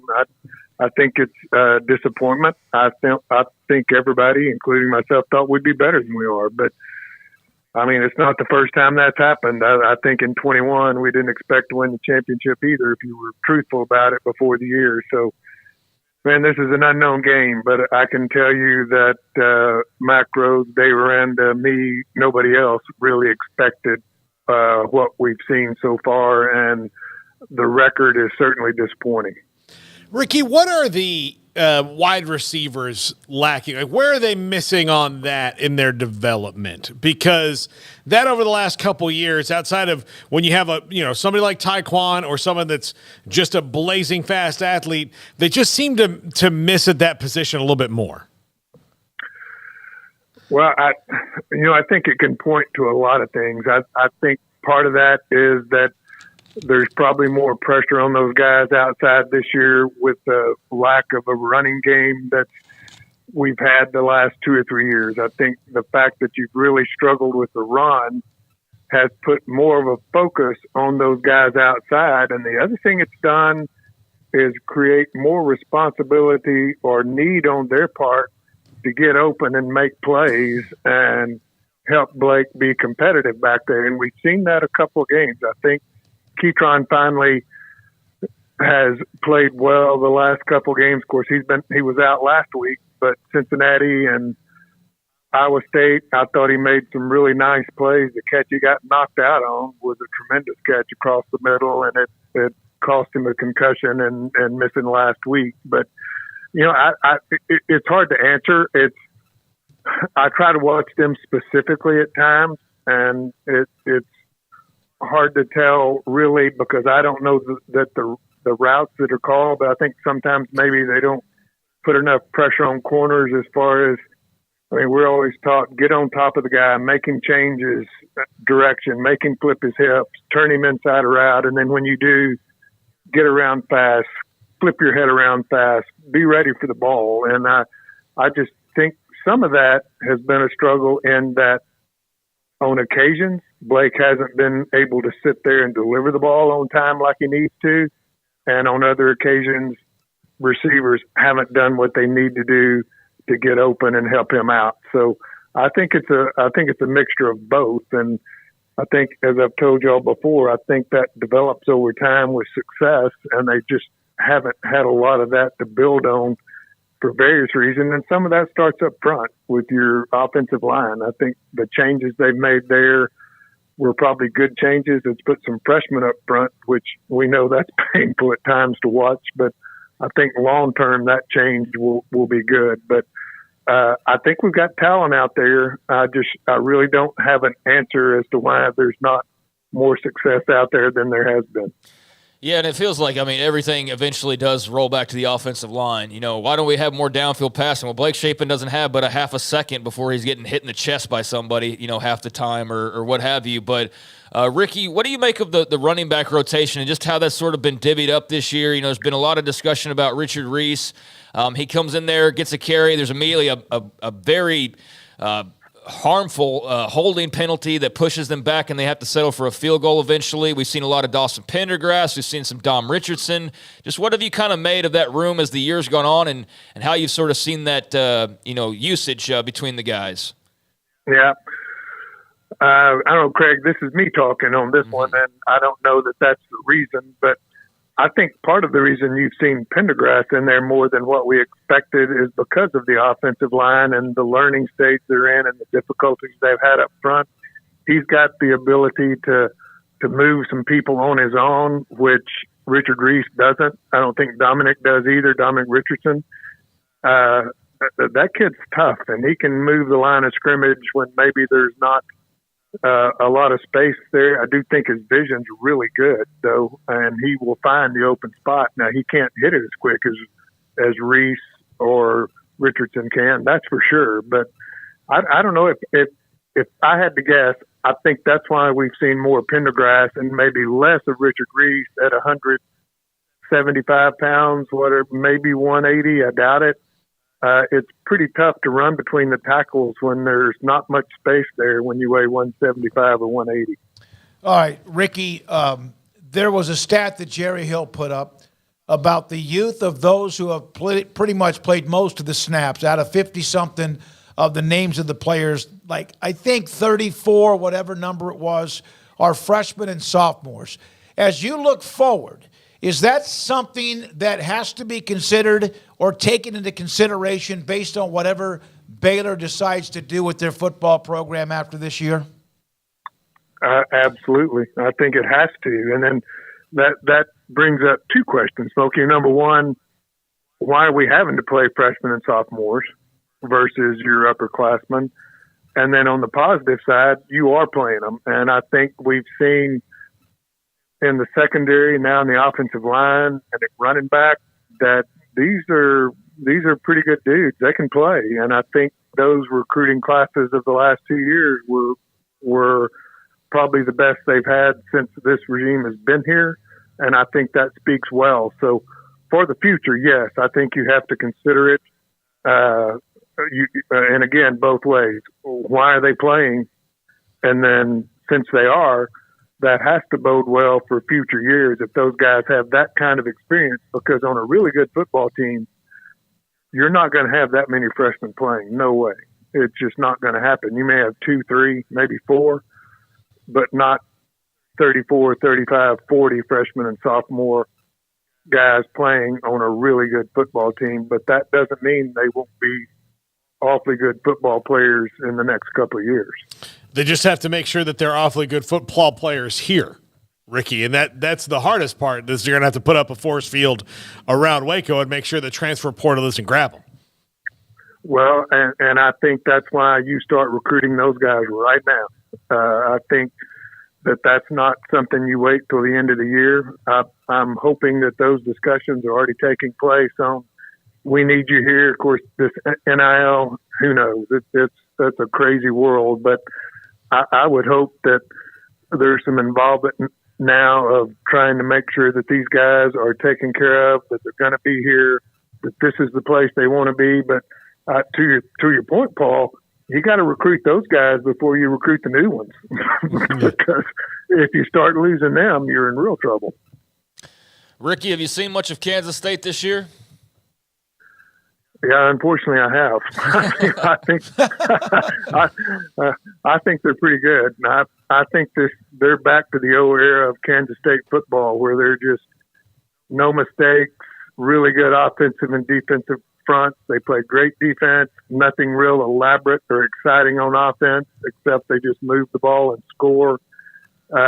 This looks like the old K-State to me. And remember, guys, those were pretty good football teams in those years when they were like that. And I think Kleiman's done a really good job coming in there and rebuilding that back to what it was before. They showed us here last year they were really good. And I think, frankly, they should have won last week in Austin.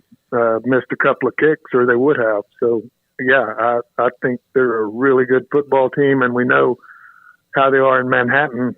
Championship year up there, we've been 20-10 barely, and that was a game where Gary Bohannon got hurt. Remember, he hurt his hamstring. Chapin came in. First plays in the game was 4th and something. He's throwing the ball. Yep. Freshman running on the field. So I thought that was pretty impressive, and a really impressive road win in that championship year, because that is a hard place to play and win. It's a great location as far as the atmosphere, that fan base is. That's what they have. That's what they do.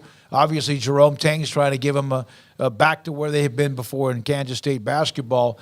So this is a team that will beat you up, and we've seen them do that. They did it to Houston just recently.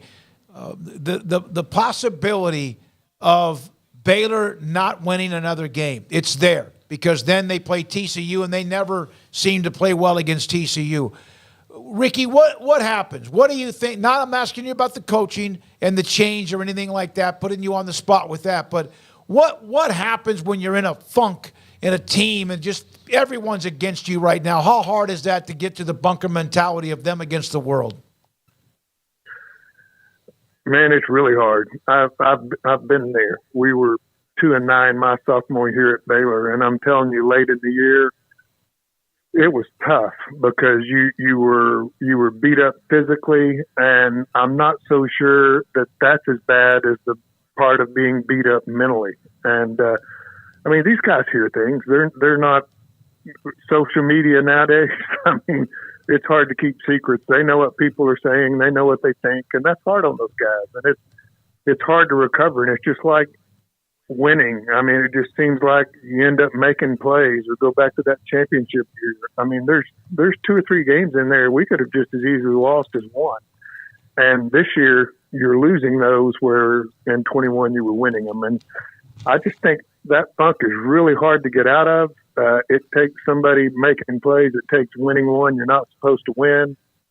Things can change quickly. The problem you got now is you got 3 games left. And I think that makes it, Smoak, even more difficult to right a ship that's really struggled. Thank you, sir. Appreciate your time, Ricky. Appreciate your time today and every week. Thanks, guys. Ricky Thompson, former Baylor wide receiver, played in the NFL with Washington, and also the sideline reporter for Baylor Radio. When we come back, it will be Ashley Hodge talking college basketball, and not just Baylor and Auburn last night, but his thoughts about many things, Big 12 too. This is 365 Sports. Richard Carr, Buick GMC Cadillac, they are the people that you can count on for great customer service, for great deals, and for great options. They are the people that I've counted on multiple times throughout the years to get my car fixed up, even though I didn't buy my car from them originally. And right now there's a lot of construction going on outside of the dealership over on Highway 6. A mess, in fact, with piles of dirt and all sorts of vehicles and things in the way. It's a bit hard to even see them. So with it being a little bit of a tougher journey to find them and get over to the dealership, they are trying harder to make it easier to buy a new vehicle over at Richard Carr. And they've got various models, but want to focus in on the GMCs and the Sierras. The power and strength and a stunning interior is what you can find in the brand new GMC Sierras, a truck that has it all. Right now, get holiday savings on cars and trucks happening right now over the dealership, and qualified buyers can get 0% finance, 0.9% financing, and no payments until 2024 on new 2023 GMC Sierras in stock. Also, if you're military or a first responder, you can save an additional $500 as well. Restrictions do apply, so you do need to see dealer for details, but they are awaiting you right now with a lot of great deals over at Richard Carr on these brand new GMCs, and in particular, the GMC Sierras. They're also trading for the best. If you're not looking to buy a new vehicle, but you're looking to get into something relatively new, you want to trade in your car and get something a little bit different, they do trade for the best, so they have a lot full of quality pre-owned cars and trucks in stock for you to check out. Around 100 used cars and trucks to choose from, all of them with a 172-point inspection and the Richard Carr seal of approval, plus a financing goal of 100% credit approval, as they say yes when others say no. So whether you're looking to buy new, like the GMC Sierra, and take advantage of that great deal, or head on over and get an oil change or some body work or whatever the case may be at their great customer service part of things at their auto shop like I have before in the past, or you're looking to trade in and get a new used vehicle, they have all those options for you right now, plus great financing. Get more information by heading on over to the dealership, giving a phone call, or sending them an email, visiting the website. But in business for 24 years in Central Texas, Richard Carr is the go-to in Central Texas, having built a reputation as the people you can count on for your automotive needs. Run by proud Central Texans, proud Baylor Bears. Log on to the website, richardcarr.com today. Call now or go see them now off Highway 6 at the Imperial exit. Pizza, burgers, and Bears football. There's no place around Waco that serves them all other than Bubba's 33. Come show your green and gold and enjoy some of Waco's best food and beverages while watching your favorite team, the Bears. When real Bears fans get hungry, Bubba's 33 is the #1 spot for ice-cold drinks, hand-stretched, stone-baked pizzas, and bacon-infused burgers. Join us for indoor or patio dining. Bubba's 33, Waco's restaurant and proud supporter of Baylor Bears football. Sick 'em, Bears. Established in 2007 and independently owned, Alliance Bank Central Texas is committed to helping families and businesses meet their financial goals. From their tellers to their board of directors, they know the importance of superior service and competitive products. Customers have confidence knowing that their financial needs are in good hands. It's your bank, Alliance Bank Central Texas, with 2 Waco locations, 4721 Bosque Boulevard and 191 Archway Drive on Highway 84, and at AllianceBankTexas.com. Member FDIC and equal housing lender. At Ideal MRI, we feel blessed to be a part of the Waco community. We're a small family business right here in Central Texas, and our goal is to bring down the cost of healthcare while maintaining high quality. At times like this, the cost of healthcare has never been more important, and unfortunately, significant illnesses and injuries still occur. That's why Ideal MRI is open and here to serve you through the difficult time. We offer premium MRIs just like a hospital with state-of-the-art technology and specialists, but you'll pay less. sometimes thousands of dollars less, whether you're using insurance or not. At Ideal MRI, we accept most insurance, and there are no hidden costs. Even offering financing if that's needed, everything included in the price, and you'll not get something as a surprise in the mail later on. If you need an MRI, ask your doctor about Ideal MRI. They'll know. You can schedule an appointment safely from home online in minutes at idealmri.com or give us a call, 833-IDEAL-MRI, idealmri.com. It was broad daylight. I stepped into a gas station for 5 minutes to grab a snack, and just like that, my car was broken into. They made out like a bandit. My laptop, my phone, everything. I called my agent to see what could be done, and he restored my faith in humanity. My claim was processed so quickly, and I was able to recover my losses. Stop by and see our agents at one of our 3 McLennan County locations. Coverage and discounts are subject to qualifications and policy terms and may vary by situation. Stepping into the boots of a U.S. Army officer can add confidence and leadership skills to your son or daughter's career path. See all the things they can achieve in our boots at GoArmy.com. U.S. Army Waco Recruiting Company, 254-598-8131 or 254-776-1543. This is 365 Sports. Text us at 254-339-1122. The text line is sponsored by Riverbend's Liquor and Wine, with the most extensive variety of craft beer in Waco. A hidden gem on Lakeshore Drive and 19th Street.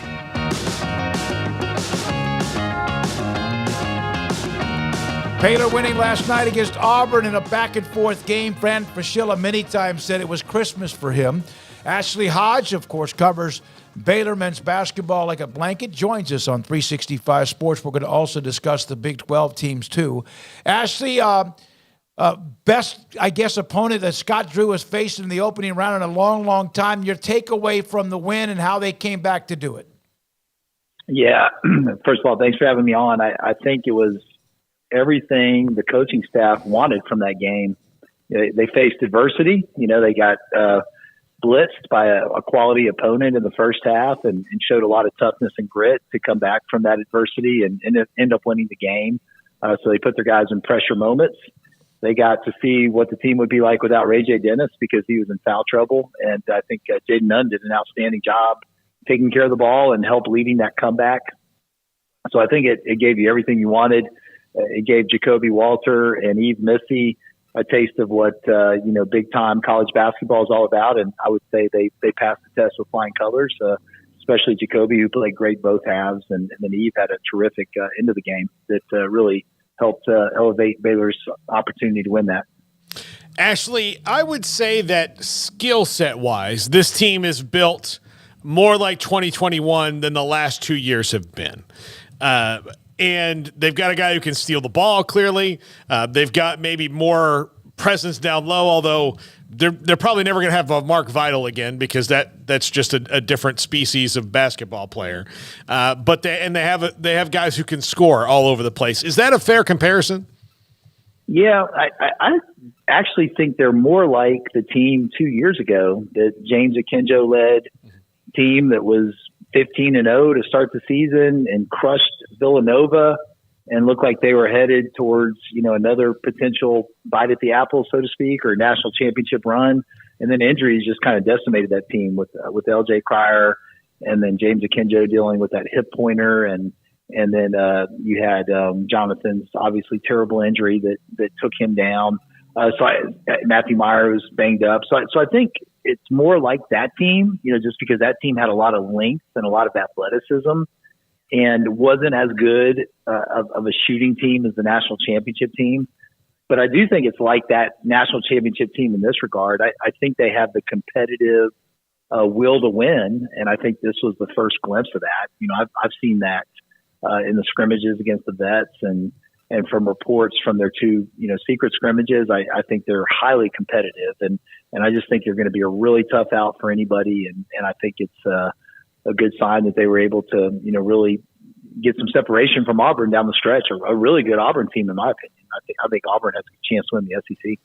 Ashley, I don't think that Jacoby Walters' performance was any surprise to you as closely as you follow the program, but he really burst on the scene, made a statement last night. What's just kind of the conversation been like in the build-up to finally being able to see him out there in a game, and how special are we talking here? I mean, when it comes to his skill set and just how he fits into the grand scheme of things that Scott Drew likes to do. Well, I think what makes him special is his humility. I think if you spend any time around his parents, you see where it comes from. I've heard stories. I probably relayed them on podcasts or maybe even talked to you guys about it. I can't remember. But, stories of like after practice is over, he's the one going around picking up trash, picking up water bottles and dirty towels. And they're like, hey, we got GAs for this. He's like, I can do it. He just has like no entitlement, very humble. It comes across in the way he plays. It was a quiet 28. I mean, he doesn't call a lot of attention to himself. He just plays hard, keeps his nose down, does his job, takes efficient shots. I think he's going to have ups and downs like most freshmen. As teams scout him, they're going to make him more and more a focus of trying to stop him because he's already proven himself to be, kind of the key scorer for Baylor. But, I think he's going to have a terrific season, and he may go down as the best freshman in Baylor history. Yeah, and it seems like, isn't it all about guards, and they have different type of them, and they all have a little bit of that blank in their neck. It looks like some of them would not be afraid to maybe cut somebody. I mean that in basketball terms. Yeah, it's a good description. I think I guess it starts with two guys that are, from, Chicago, Michigan area, and Ray J. Dennis and Jaden Nunn. Ray J, had a pretty disastrous first half as far as turnovers, but he took good shots and he made key shots. Obviously, that three to tie it up was a huge shot. So he just, very calm and composed, and I don't think you're going to have a game where he turns it over more than 5 times the rest of the season. That was a tough matchup out of the gate, a little bit of an adjustment, to the big time athleticism that he's going to be facing. But I think, the fact that he missed the Gonzaga scrimmage with a bruised knee probably played into, that bad first half. But he was really good when the game was on the line, and he made great decisions and, really made the plays from a scoring standpoint that helped, Baylor win that one. With Eves Missy, I was, when you hear a guy reclassifying, it's kind of one of two things. Either he's just that good, or, he's good enough, but get to college and get the red shirt, get the protein shakes and the weightlifting going and see what happens. But he is certainly the first part where he's just that good and ready to go, although I know they'll probably bring him out a little slower than maybe fans want. Yeah, I mean, that first half, I was like, where is the ease that I'm expecting here? He didn't do much. Got some fouls. I think he turned it over. Just wasn't what I'd seen in practice and what I'd seen in scrimmage situations. But he sure turned that around in the second half. I think he ends up with 10 points. Had a couple dunks, a couple really key block shots. Made his free throws. Very efficient. I mean, he's a game changer. He's a guy that I think if you give him the proper amount of minutes, I mean, he may be a double-double machine by the end of the year. Just very twitchy, athletic, incredible body control, and highly intelligent. He's a complete package, and I think Baylor fans are going to be excited to see what he looks like in March. Ashley, what are your thoughts on Sanford Pentagon as a venue and especially for an early season matchup like this? Man, I love that gym. I didn't go this year, but I did last year.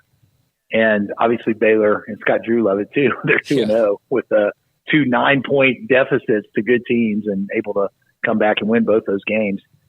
But, I think it's just, it's really cool this time of year. As you watch these games and they're in these NBA arenas and there's like 20% capacity. It just feels kind of funny, especially given, 2 really high quality opponents. And that place, it's packed. I mean, you feel like it's a high school gym, basically type of feel. 3,000, 2,900, something like that is what is the capacity. But I mean, you feel like it's a big time atmosphere. The places are full, the crowds are into it. It just has the feel of a really great big time college basketball game. All right, so Ashley, we know that Kansas is loaded. We know Texas has what they have, and they have some good transfers. I mean, big ones too, good ones too. Baylor has got some good ones. Who are, in your opinion, the 3 or 4, if there are more than that, teams to beat to win the Big 12 regular season title? Well, I think Kansas, obviously, because of their ability to go undefeated at home or only drop one, is always going to be in the conversation. You know, Bill Self has a lot of skins on the wall, but, you know, they don't have a lot of depth. And I am very curious to see how Hunter Dickinson does in these high ball screens and you know, can he be effective? You know, because he's not the best defender in the world. So I think there's teams that can take advantage of him. So that'll be an interesting dynamic to watch play out. Illinois certainly did when they had an exhibition game against them. But, you know, I'd say Houston, you know, is going to be up there. But if you're looking for dark horses, I really think Iowa State and TCU are two teams that could really surprise people this year.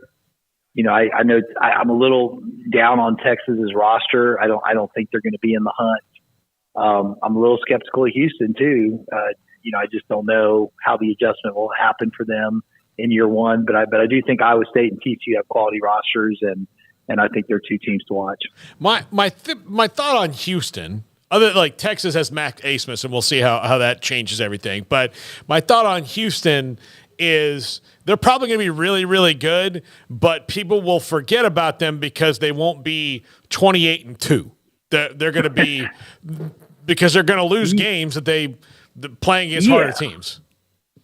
Yeah, no doubt. I mean, it's kind of like Texas and Houston are more built like Baylor was last year, and we saw the issues with the smaller guards. And I mean, these coaches are so good; they're just able to take advantage of mismatches. So when you're starting, you know, or playing 2 or 3 guards that are 6 foot, 6'1" and under, I mean, there's some teams out there, including Baylor, that can really take advantage of that. And you know, it's you know, personnel is always important, especially defensively. And I really like the way Baylor's constructed this year. I think they're more like the team 2 years ago, and even like a Connecticut last year. I mean, they just have that length, athleticism, and depth that you need to make a big run in March. You're no stranger to Texas Tech's new head coach, given the Baylor ties there. Yeah. Texas Tech makes their debut tonight with Grant McCasland. Just what are your thoughts on, you know, that the start of that tenure and what he's going to bring to the Red Raiders? Oh, he's a great coach. He's a scary coach, really. I mean, he's got a track record for putting some of the best defenses out there, and very hard nosed. I think that they're going to be really good in the backcourt. I think their backcourt's you know, tough, starting with Papa Isaacs and then Joe Toussaint, transfer from West Virginia. They got some players in the backcourt, and then they got Cambridge from Arizona State. But that's where I think they'll struggle. I don't think they have the quality size to do more than finish middle of the pack in the Big 12 this year. But I think Grant's going to have them, you know, really competitive, and that's going to be a hellish place to go get a win, Lubbock, this year and probably every year going forward. Is this the toughest non-conference schedule that Scott Drew has put together among many that have been really, really good? Yeah, I think back to that year when they first got their first number 1 ranking. You know, the King McClure, Ish Wainwright, Jonathan Motley team. You know, those guys played Louisville in that tournament, you know, down in the Bahamas. They played Michigan State. They played VCU. They had Xavier at home, who was a top 10 team that year. Oregon, who was a top 10 team that year. So that one probably is in the conversation. And they passed all those tests. They were undefeated going to West Virginia once Big 12 play started. But this one is unique because, I mean, obviously Duke is going to be, you know, preseason top 5. Michigan State, before they lost to James Madison, was a preseason top 5. You know, and then of course the Auburn game is tough, and then you go to that, you know, tournament in Brooklyn where you might get Florida. Florida's got a really good roster, so I think it's up there. But I might give the nod to that 2017 non-conference schedule just because they played so many great teams that year. Ashley, thank you very much. Appreciate your time. Baylor winning against Auburn. Obviously, the Big 12 will be really good. And I like what he said. Houston, or Paul, you asked a question about Houston's going to be good. They'll be a really good tournament team. It just won't be 29-2. It might be 24-8 or something like that because of how deep the conference is. But don't underestimate Kelvin Sampson, a phenomenal coach with the players that he has. I didn't see what L.J. Cryer did in his opening game for Houston. I didn't notice that, but obviously part of what the Cougars have now when it comes to men's basketball. Yeah. By the way, Baylor plays at 11 o'clock tomorrow morning against John Brown. So that doesn't seem fair that just one guy, but, I know. Whatever. Maybe he's like Bugs Bunny. Yeah, must be pretty good, that John Brown. One of the things about Houston is that they play with waves of players. They have usually really good depth, and how they play defensively is going to allow them to be a part of every game like it has been. I mean, they've been really good. Baylor beat them in the Final Four. What was it, back in Indianapolis in 2021, the spring? They beat them up pretty good. Which led to one of my favorite Charles Barkley lines ever. Oh, yeah, about the bus? Yeah. What time are we leaving tomorrow morning? Yeah, I know. What time's the bus leave tomorrow?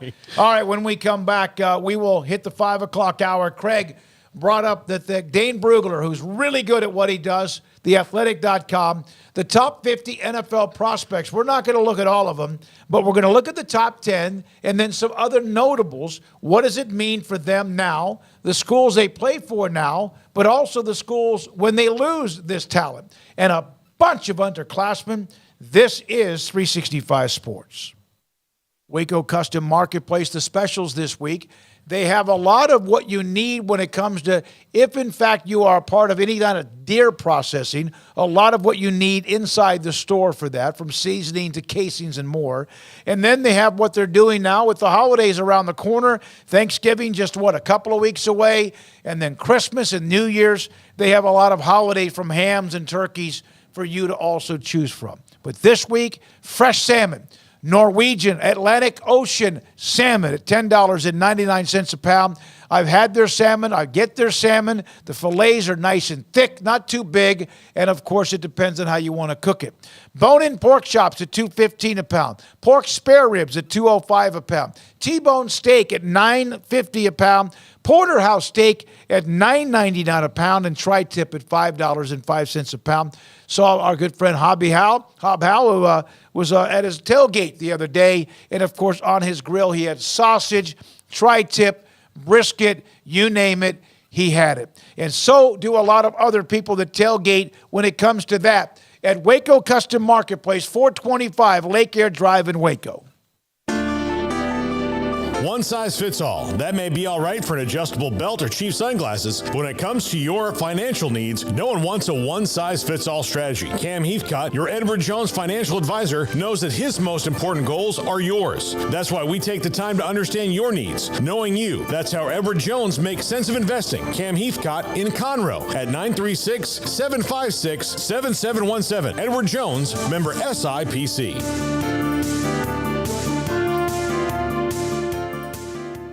TFNB Your Bank for Life is the official local bank of Baylor Athletics.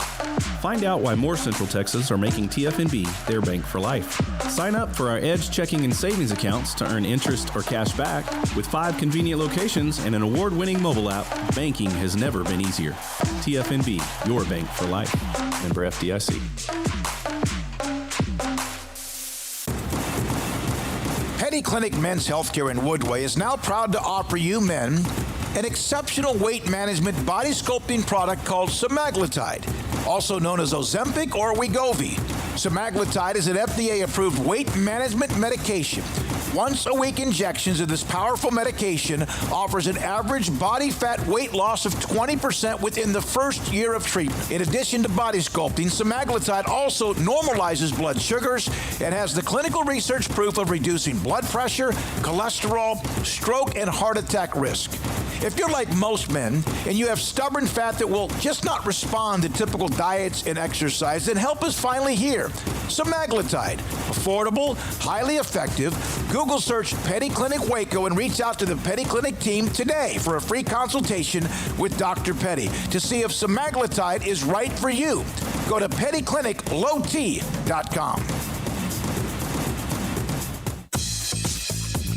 Baylor Scott and White Southwest Sports Medicine and Orthopedics, the team physicians for Baylor Athletics, diagnosing and treating all sports-related injuries, including concussions. These specialists also provide orthopedic services for athletes and non-athletes alike, whether it's knee or shoulder pain, a wrist injury, orthopedic spine care, and even an arthritis and total joint clinic. Trust the doctors Baylor Athletics trust. Baylor Scott and White Southwest Sports Medicine and Orthopedics wants to get you back in the game. Cars priced right, day and night. Average your car in Texas. Trucks built for you, red, white, and blue. Average your car in Texas. Cars that zoom with lots of room. Average your car in Texas. Count on us, a dealer to trust. Average your car in Waco, Texas. This is 365 Sports, powered by Sikkim365.com. The 5 o'clock hour is sponsored by Edward Jones Investments, with financial advisor Brad Wilson. Investing his time and experience back to you and your money during today's changing times. Edward Jones, making sense of investing. Now here's David Smoak, Paul Catalina, and Craig Smoak. All right, this 5 o'clock hour, don't forget tonight, every weeknight at least at 10:30, 365 Sports tonight on the CW. Emery Winter takes what we do every day, takes the segments we have every day, decides which one to put back up for the replay at 10:30 on the CW. Full hour of content from 365 Sports. So Craig put this on there. Dane Brugler's recently updated his top 50 draft prospects. A list might be interesting to pick up some things. And look at who is losing whom, who has what. And we'll let this sit here for a while. Top 50 prospects. Here are the top 10. Quarterbacks, May, Caleb Williams, 2 of them among the top 10. There's Marvin Harrison. There's Bowers, who's hurt. Among a lot of offensive linemen, 3 tackles. There's a couple of edge rushers. And now let's go. What does this mean when it comes to moving forward, for example, with Drake May? I mean, it doesn't really mean anything moving forward. I just thought it was interesting that, this is kind of where guys are positioned. I mean, it means something in terms of where they're sort of being positioned, but I just thought it was, mostly just interesting because we haven't talked any draft, and we are past the halfway point. I mean, we're in the final month of the college football season, and all of these guys who we've been projecting to be Caleb Williams, number 1 overall with a bullet, maybe not so fast. Maybe Drake May's the number 1 quarterback, at least to Dane Brugler he is, and I think he's about as close to the top or at the top as any other personality really is right now. So I just find it interesting that that's becoming, more of a conversation that we're about to we're about to start having pretty heavily is Drake May versus Caleb Williams, and he mentions that it's a razor thin margin. But I don't know. I just find that kind of fascinating right off. That's the first thing that jumped out to me because while we've known for a long time that Drake May's been kind of destined for being a top highly rated guy, it sure felt like about a year ago, like Caleb Williams is like, whoever's got the number 1 pick is getting Caleb Williams. And, maybe not. Maybe whoever that team is will decide to go a different direction. Now, Caleb Williams can still very well be the number 1 guy when all is said and done. But I think, too, just on kind of seeing how the NFL draft order is lining up right now. Is it the Arizona Cardinals? Like, who's going to be having the picks and which direction are they going to go? So, yeah, I mean, the immediate thing that jumps off to me is there's only a couple of quarterbacks in his top 10. There's other guys, throughout the rest of the list, but it's Drake May, Caleb Williams as far as that 1A, 1B goes. And the Cardinals, Kyler Murray's coming back and going to start this week. I saw that. Off of the torn ACL. So if the Cardinals do have the top pick, then it becomes very interesting what happens with with Kyler Murray, because they just signed him to a massive extension, which means that they're either auditioning him like they pretty much have the rest of their roster for anybody who wants to trade for them, or they're going to shock the world and not take a quarterback and take Marvin Harrison Jr. or Brock Bowers or somebody and pair him with Kyler Murray and move forward. Now, that's all up to Jonathan Gannon and the powers that be in Arizona, who Jonathan Gannon's very early in this job, but the powers that be above him have not proven to really make great decisions in the past. they've had their bright shining moments, but really consistency with the Cardinals has been terrible under the Bidwell ownership group. So I'm curious to see where that goes here. And there would be a market for Kyler Murray, but maybe not the one that they would want. Yeah, and I think that there's just a lot of elements that you can unpack here, such as the Kyler Murray story to all of this. And, man, how quickly has his star fallen from just a few years ago? And especially the whole video game debacle, and it's kind of like been all downhill from then, hasn't it? As far as the Cardinals trying to slap a rule on him to not play as much video games, actually study, and then he gets his way in the end.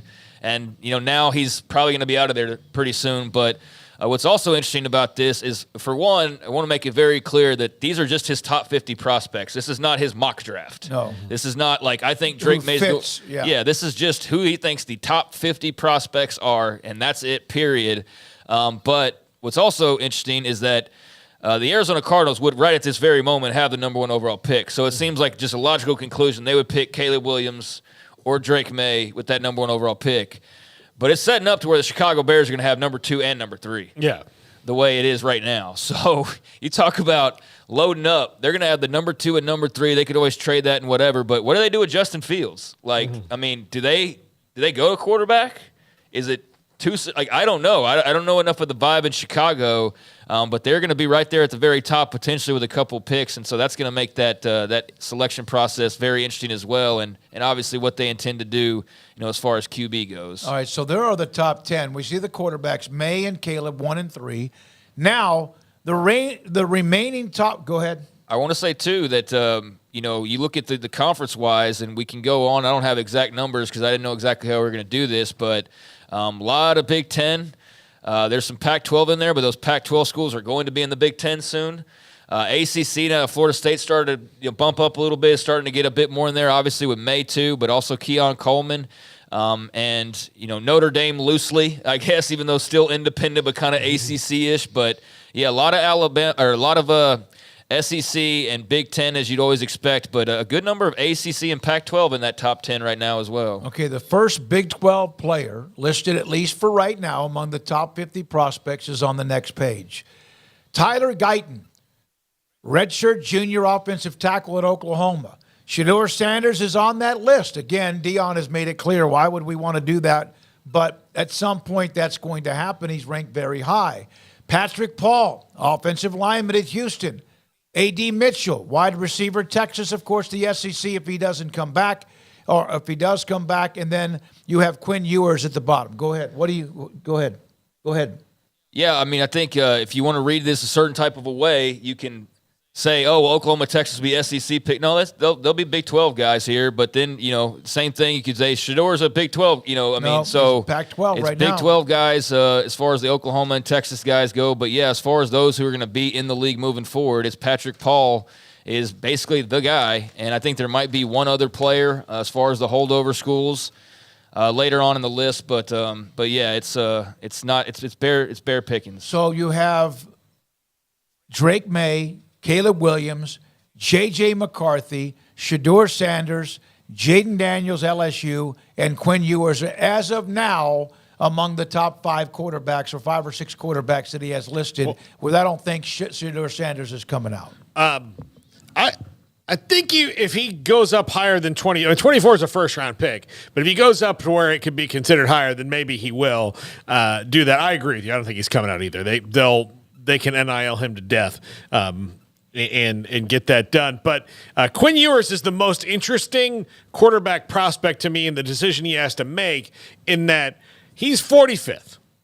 He's not – I would not want my team to draft Quinn Ewers today with the lack of starting experience he generally has. I would want to see some more because I like what I've seen, but I don't love it yet. He's good. He's not been great.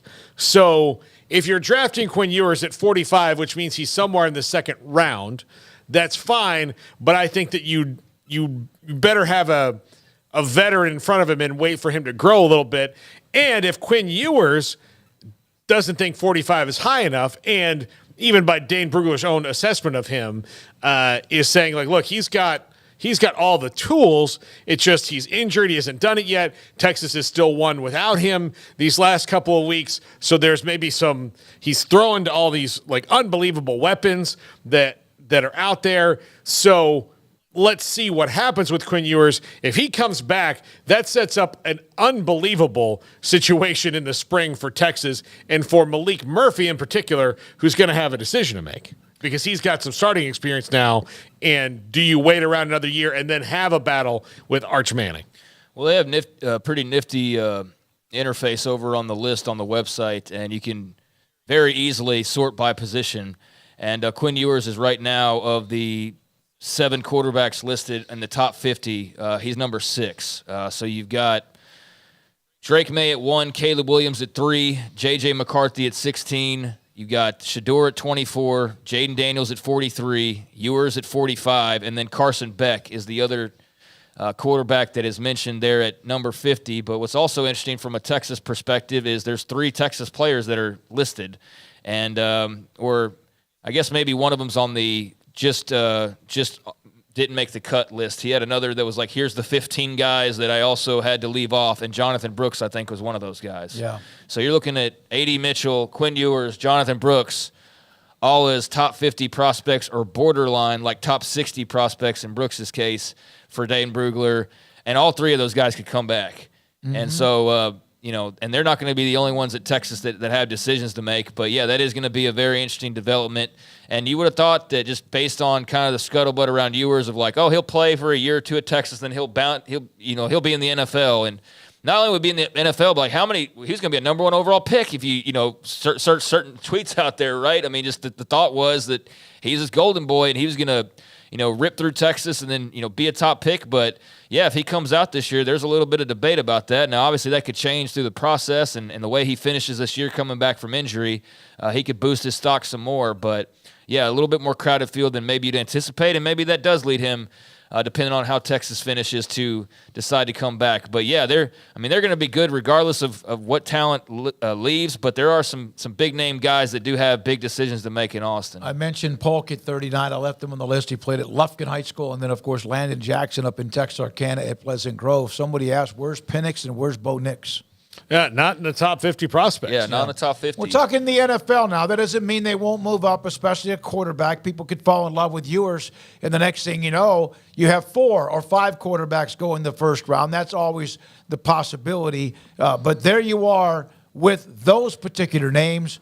I picked the top 10 because we did, and then also a few notables. There are many others on that list we didn't mention, but those are some of them. Yeah, I mean, there's a lot you can look at with that. You can look at just how lopsided it is in favor of the SEC and the Big Ten, and then to a slightly lesser extent the ACC. But the Pac-12's got a really healthy year, and the Big 12 you can try to look at it a few different ways. Just look at it for the guys that might be there next year, or look at it, include the Oklahoma, Texas, which you do. I mean, they're Big 12 players, and if they leave this year, they left as Big 12 players, but kind of slim pickings besides Patrick Paul there as the offensive tackle at Houston. Obviously could have a great number when all said and done if all those Texas underclassmen decide to start coming out. Oklahoma's going to have a healthy number when said and done. But there was one other guy, and now I'm trying to think. I think there was a player from Kansas that was in that top 50 as well, whose name's now escaping me. But that was the only other player that I had seen as far as a Big 12 school that's in the mix right now. So, yeah, it's Cooper Beebe, 42, Kansas State.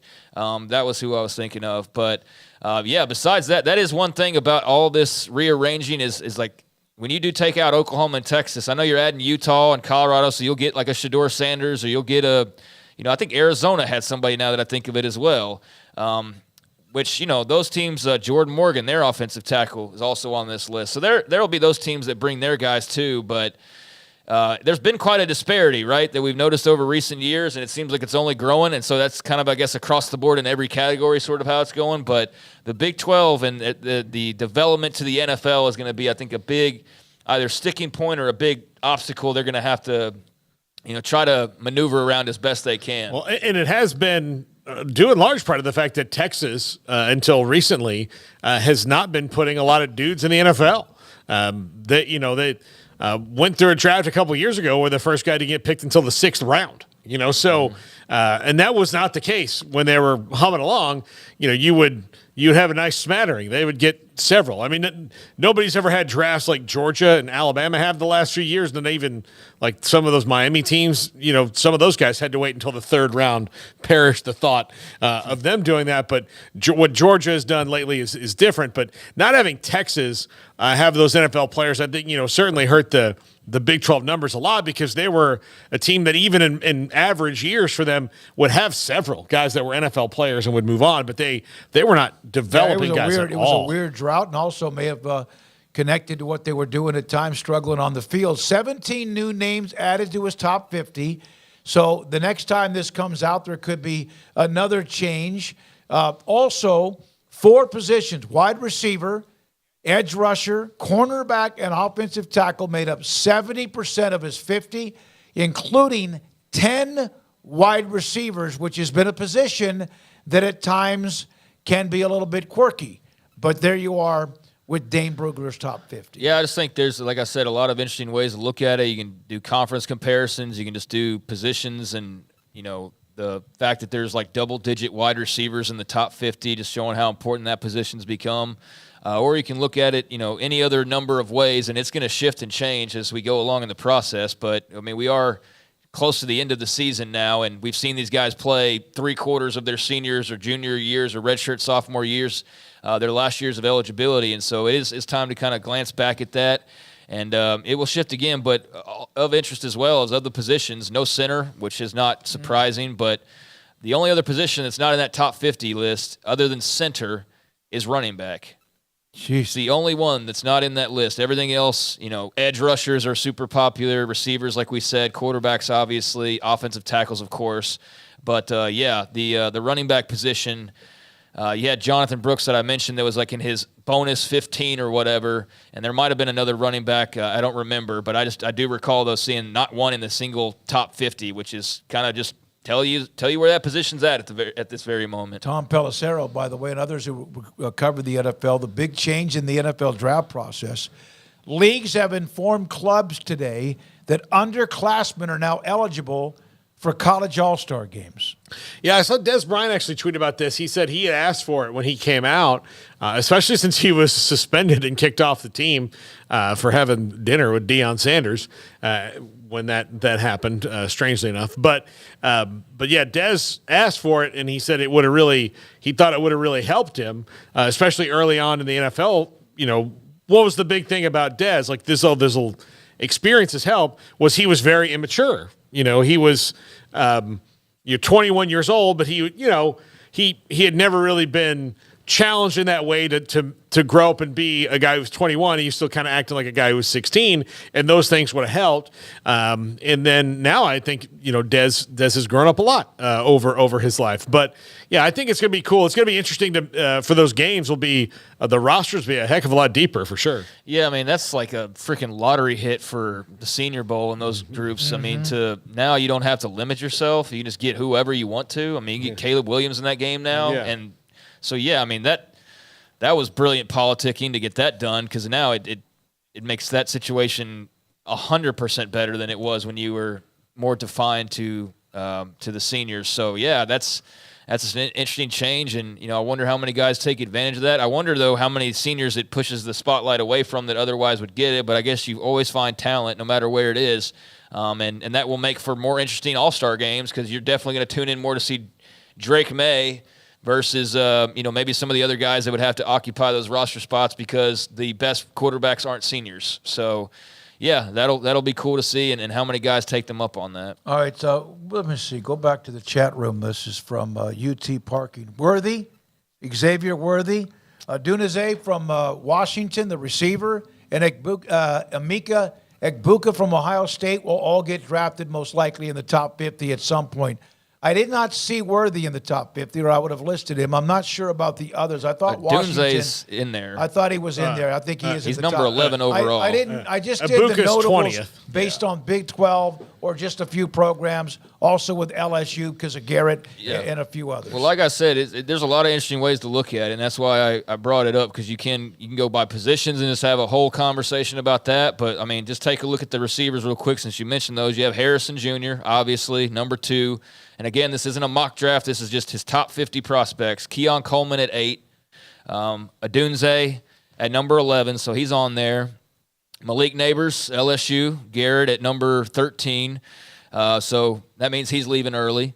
Ibuka, another junior. And, shoot, I think all these guys are, every single one of the guys I'm mentioning are juniors. Emeka Ibuka, junior, number 20. Brian Thomas, junior, a junior. Number 25, Troy Franklin, junior.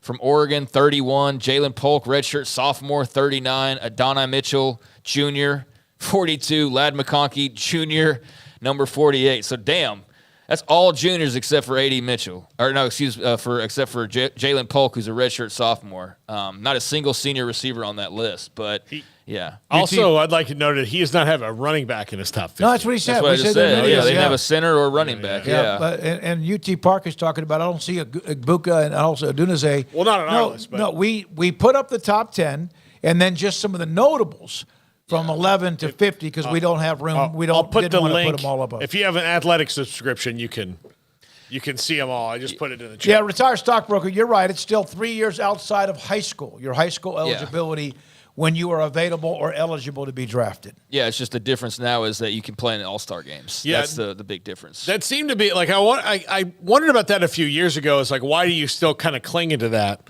Because it's not like once you declare you can go back like the NBA. Mm-hmm. Like in the NFL, if you say I'm going to the NFL, you're going. And especially for guys that there's a lot of those that you're like, I don't know if you should have done that. That All-Star game really going to help you. Yeah, and you could. There was the caveat that if you graduated as a junior, you could play. But, how many guys are graduated after their junior years? I'm sure it's, hit or miss as far as that goes.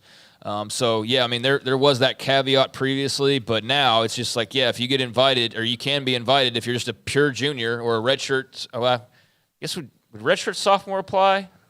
I don't know. It's 3 years. 3 years outside. That's what Drake May is. So, Jalen Polk, who was I mentioning that was it was Jalen Polk. He could, in theory, play, I guess, in the Senior Bowl now. So, that's definitely an interesting change-up from what it has been, and good for those non-seniors that want to have that opportunity and, don't want to wait and be seniors to have to play in the Senior Bowl. So, And by the way, juniors being eligible for bowl games or all-star games, that doesn't mean they all will play in them because of how things have changed even with the bowl games with guys shutting it down.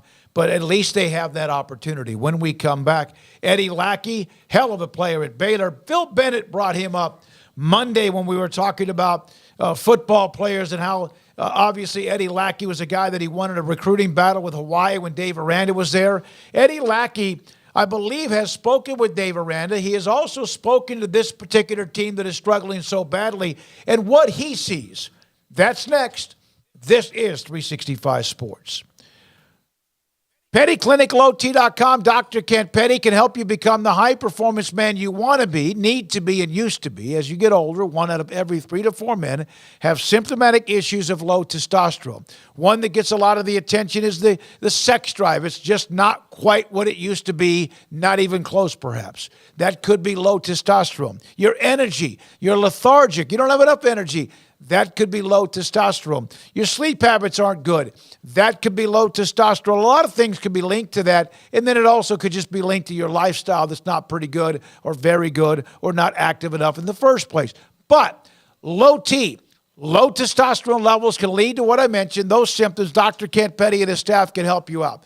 Go to PettyClinicLowT.com. Top left-hand corner, email, phone number, tell them I sent you. They will be in touch with you. They will then set you up to get your blood work, take care of that blood work for you, not only setting up the appointment or where you should go, but taking care of the actual blood work.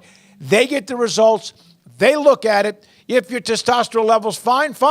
If your testosterone level is too low, he can put you in a program to increase it to make sure you are the man you want to be, need to be, used to be. PettyClinicLowT.com. During Ram Power Days at Allen Samuels in Waco, get 2.9% for 72 months on new 2023 1500 Lone Star and Laramie 4x4 crew cabs, or $11,000 off MSRP on Lone Stars and $12,500 off MSRP on Laramies. With so many companies and policies out there, it gets so confusing shopping for insurance, and I never know if I'm getting the policy that's right for me. Luckily, I met the team at the Niche Group Insurance Agency. With the Niche Group, you can go to one company and get access to coverage options from many insurance carriers, and you get to speak to a real person about your specific coverage needs. With the Niche Group, I know I'm getting the right coverage at the right price. If you need insurance, talk to the experts at the Niche Group at 1-800-258-8302. Pizza, burgers, and Bears football. There's no place around Waco that serves them all other than Bubba's 33. Come show your green and gold and enjoy some of Waco's best food and beverages while watching your favorite team, the Bears. When real Bears fans get hungry, Bubba's 33 is the #1 spot for ice-cold drinks, hand-stretched, stone-baked pizzas, and bacon-infused burgers. Join us for indoor or patio dining. Bubba's 33, Waco's restaurant and proud supporter of Baylor Bears football. Sick 'em, Bears. Looking to connect with Baylor alums in your area? Baylor Alumni can help. Looking to host a watch party in your city? Baylor Alumni can get you started. Want to step out in your community and serve with other alums? Baylor Alumni is your connection with the university and each other. Let's get started. Learn how at baylor.edu/alumni. You have heard quite a bit about the first ever auction. TexasBeefHouse.com, the Duvall Ranch, just outside of Tyler and White House. Samantha Duvall joins us, handles the marketing and so much more. So what has been the reaction, the interest in the auction coming up on Saturday? We've had a lot of interest on social media. We've had a lot of phone calls about people that are so excited, not only locally, but across the U.S. 1 o'clock on Saturday, we're auctioning off 33 different lots. They will be lots of steak, sausage, ground beef, whole primals, tenderloins, whole ribeyes, whole strip loins. Everything that's perfect for Christmas. We'll also have some tomahawks and cowboy ribs. So this is the perfect time to stock up and get a really good deal on some Angus and Wagyu beef. And this is for anybody around the country because it's online, phone call, and also if you want to be in person.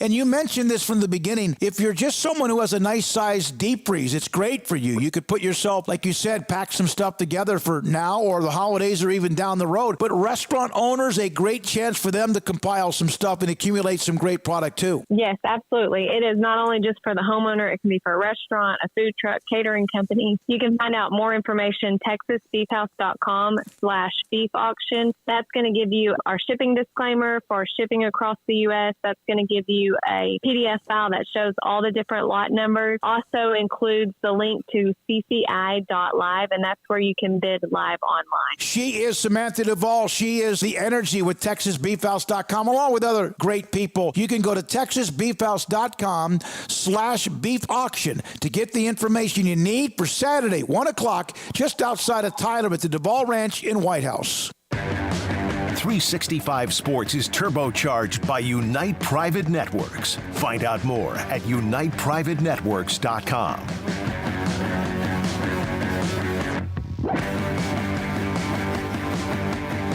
We are back. It's 5:32, 365 Sports with Craig Smoak and Paul Catalina. I'm David Smoak, and we are joined by former Baylor linebacker Eddie Lackey, who's turned out to be one hell of an entrepreneur and a businessman, too. He joins us on 365 Sports. Eddie, great to have you on the show. Now, did you have conversations with Dave Aranda, gotten to know him pretty well? Did you speak at all to this year's team?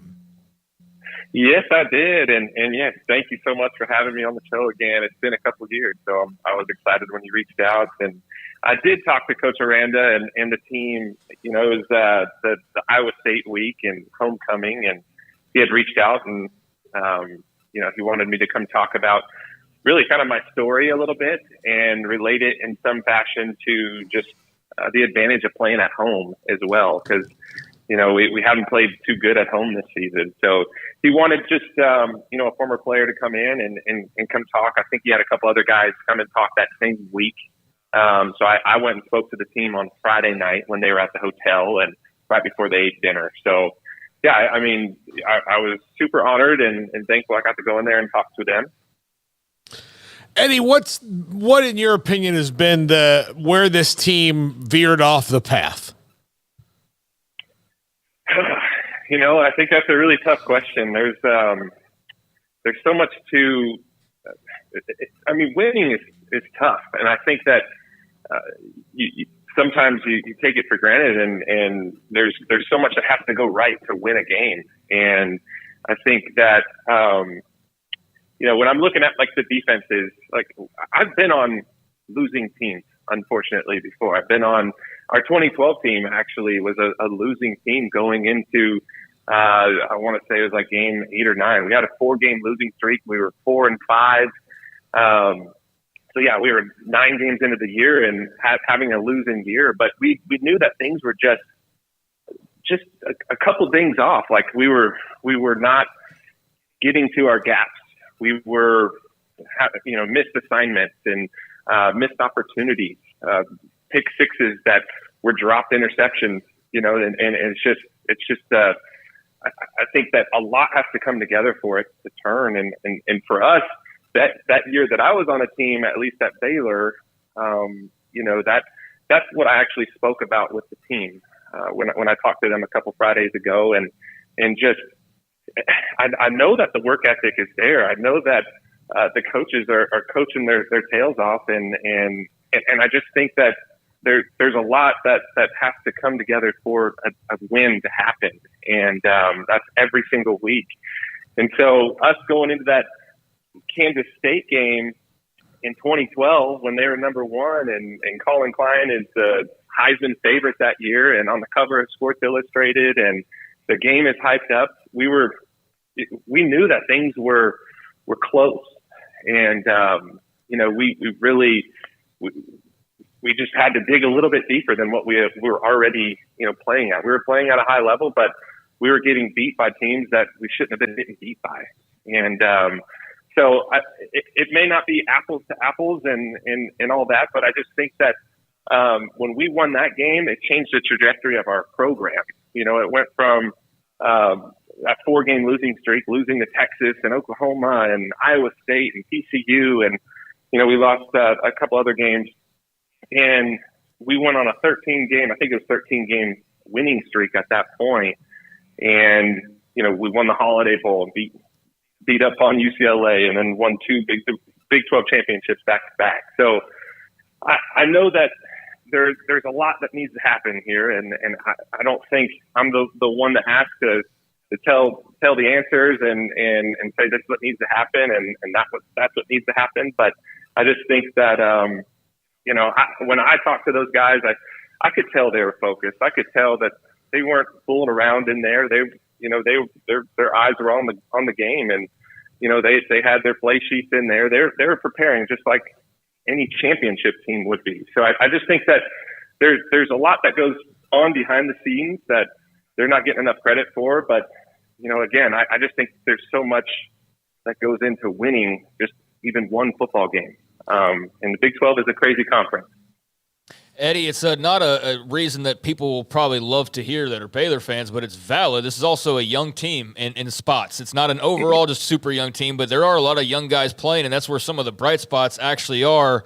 How do you kind of balance that of like, hey, it's young guys and they're kind of working their way through, but also like, hey, we're 9 games into this thing. Like, hey, if you've been around for a couple of years, we need you to start pulling your weight. I mean, what's kind of that delicate balance of understanding there's youth, but also that the youth needs to also understand that they need to grow up pretty quickly in some cases? Yeah.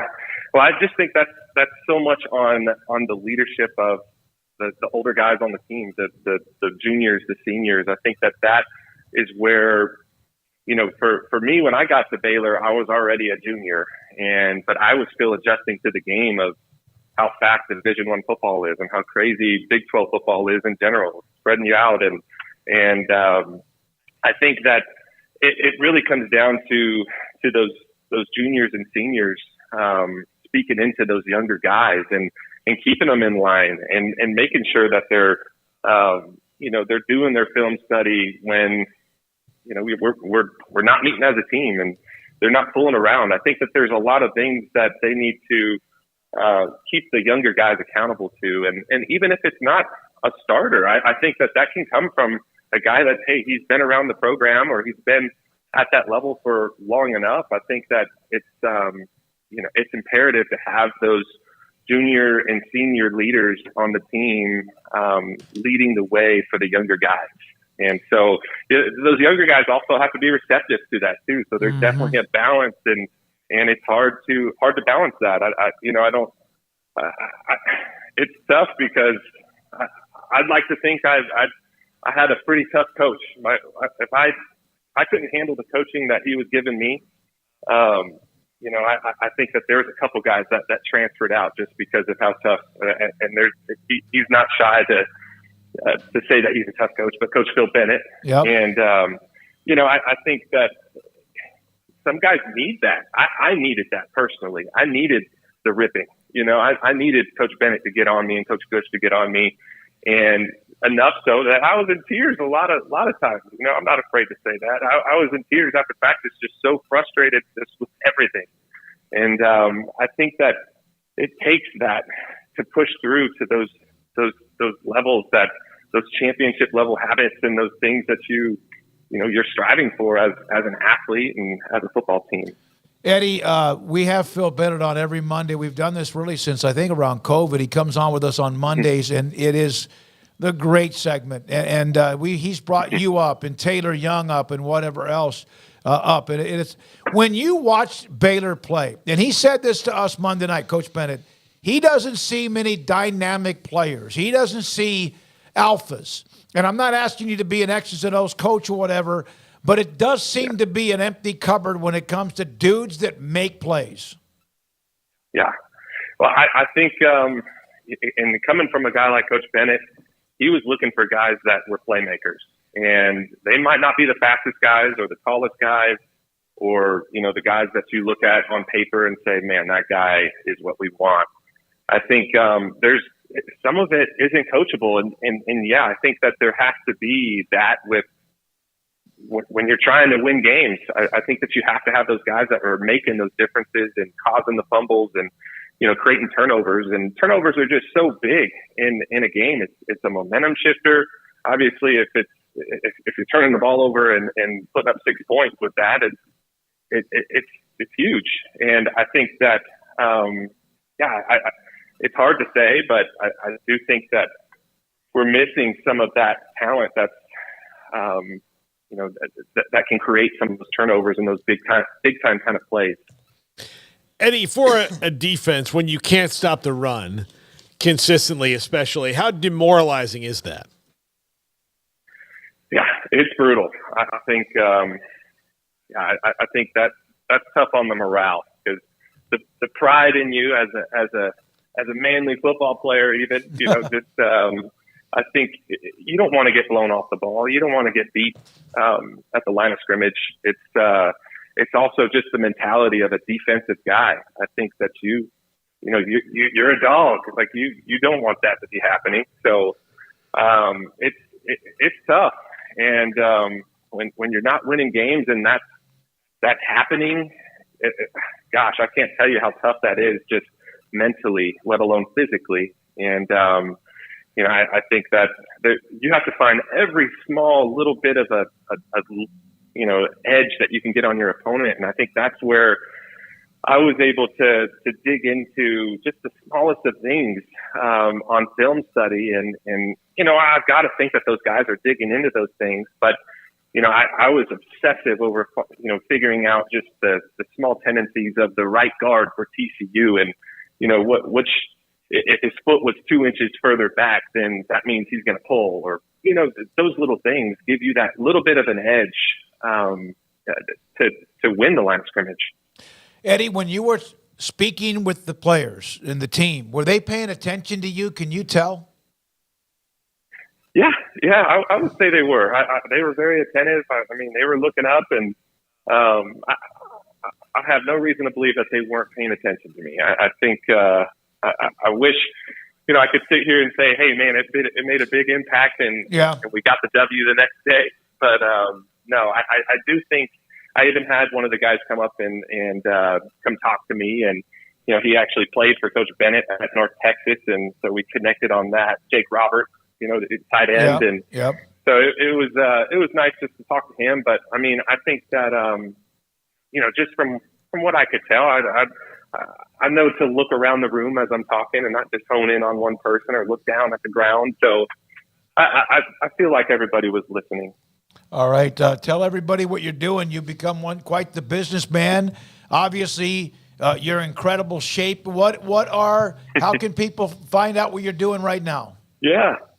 So I'm living in Abilene, Texas. My wife and I are out here, and I'm actually I'm partnered with her parents with a franchise called Massage Heights here. So that's our business out here, and then we do a little bit of some real estate stuff, and my wife is a speech therapist out here. But I've ever since I got done with my playing days, I've had to think of different ways to compete, and one of those is obviously business. I just love.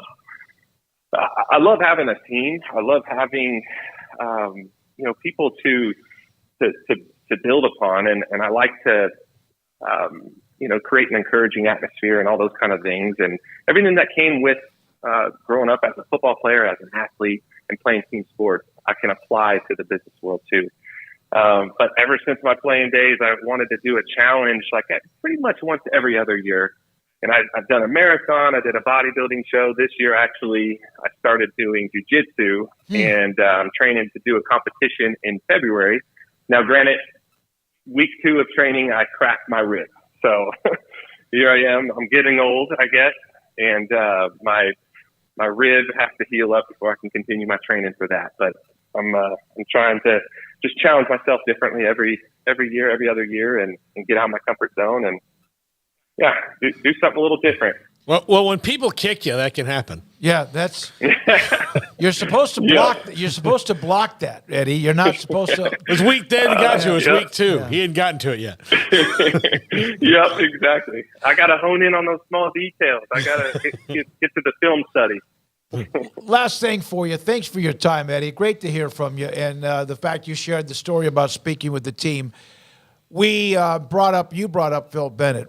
There are 1,000, I'm sure, Phil Bennett stories for you. From the time he re-recruited and took you away from Dave Aranda in Hawaii. But do you have one that you can share with us that he might not know that we now know?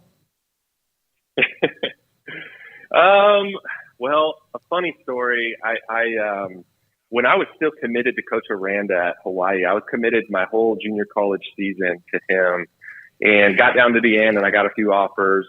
Tech was in there, and Iowa State, a couple other teams, and so I get on the phone, and Coach Bennett and Coach Gush are both kind of on a conference call with me and saying, "Well, on your recruiting profile, and your coaches are telling me that you're 220, 6'2". Is that right? Are you going to show up here and be 5'10"? I can't be having that. You can imagine there is some curse words thrown in there. And I'm like, no, that's correct. That's correct. So I had to go to the store. I actually had my mom help me out a little bit and go get me some Air Force One. And, they're pretty thick in the sole. So they make you look a little bit taller. I had long hair at the time and a big old thick flannel because I knew I had to look as tall as I could when I was coming on my recruiting visit. And I'll never forget the look on Coach Bennett's face. It was kind of like, what the heck did the cats just drag in here? Whenever I walked up, I could just tell I was just this Cali boy, still wearing earrings in my ears. I had long hair, kind of your typical California guy.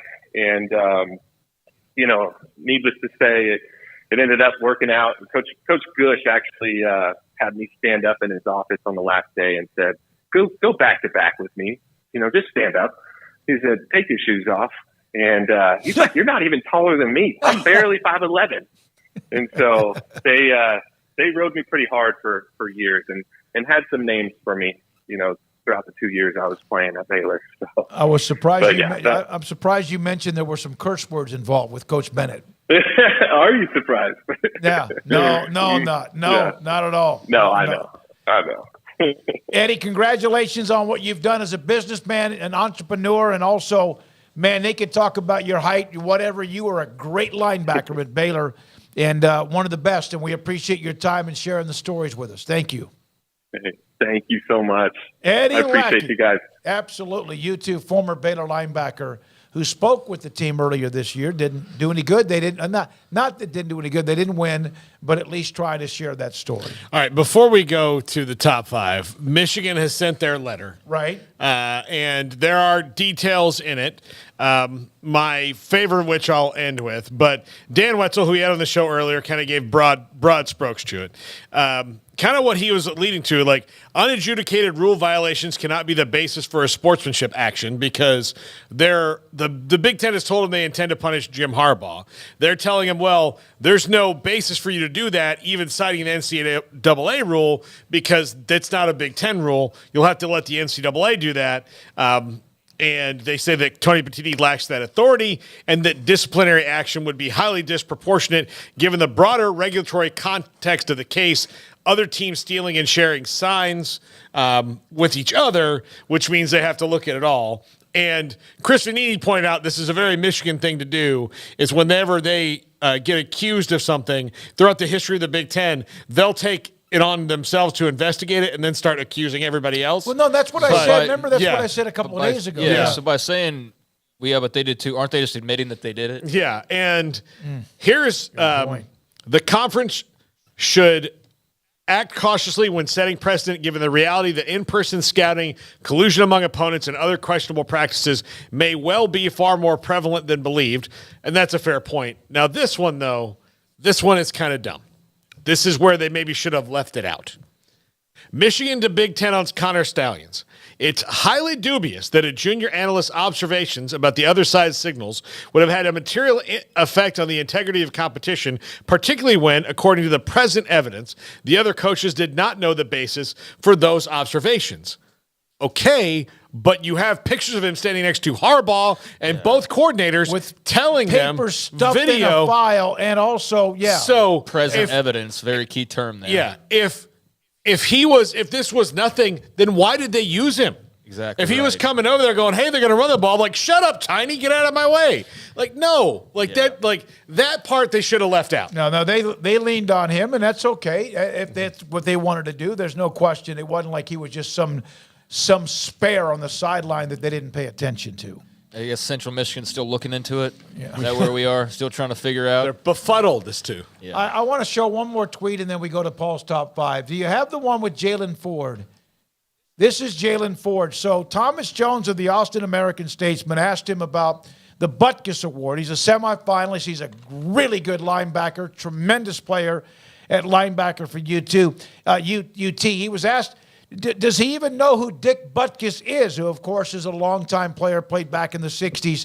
And he pulled out from his wallet a trading card, a football card of the legendary, the great Dick Butkus. I love that. I love the fact he had the card when he was asked about it. And hell yeah, he knows who Dick Butkus is. Look at the old school Kirk Bowles in the background there with his gigantic notepad. Kirk Bowles goes, I think I have that that card. He probably does. All right, when we come back, Paul Catalina's top 5.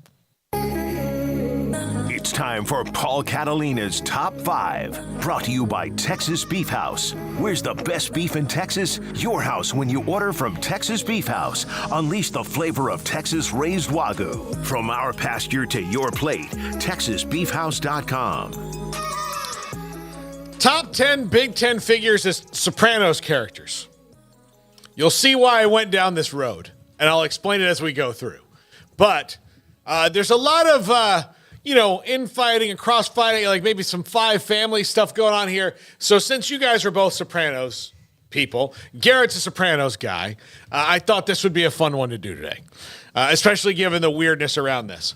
Number 5, Kirk Ferentz is Uncle Junior.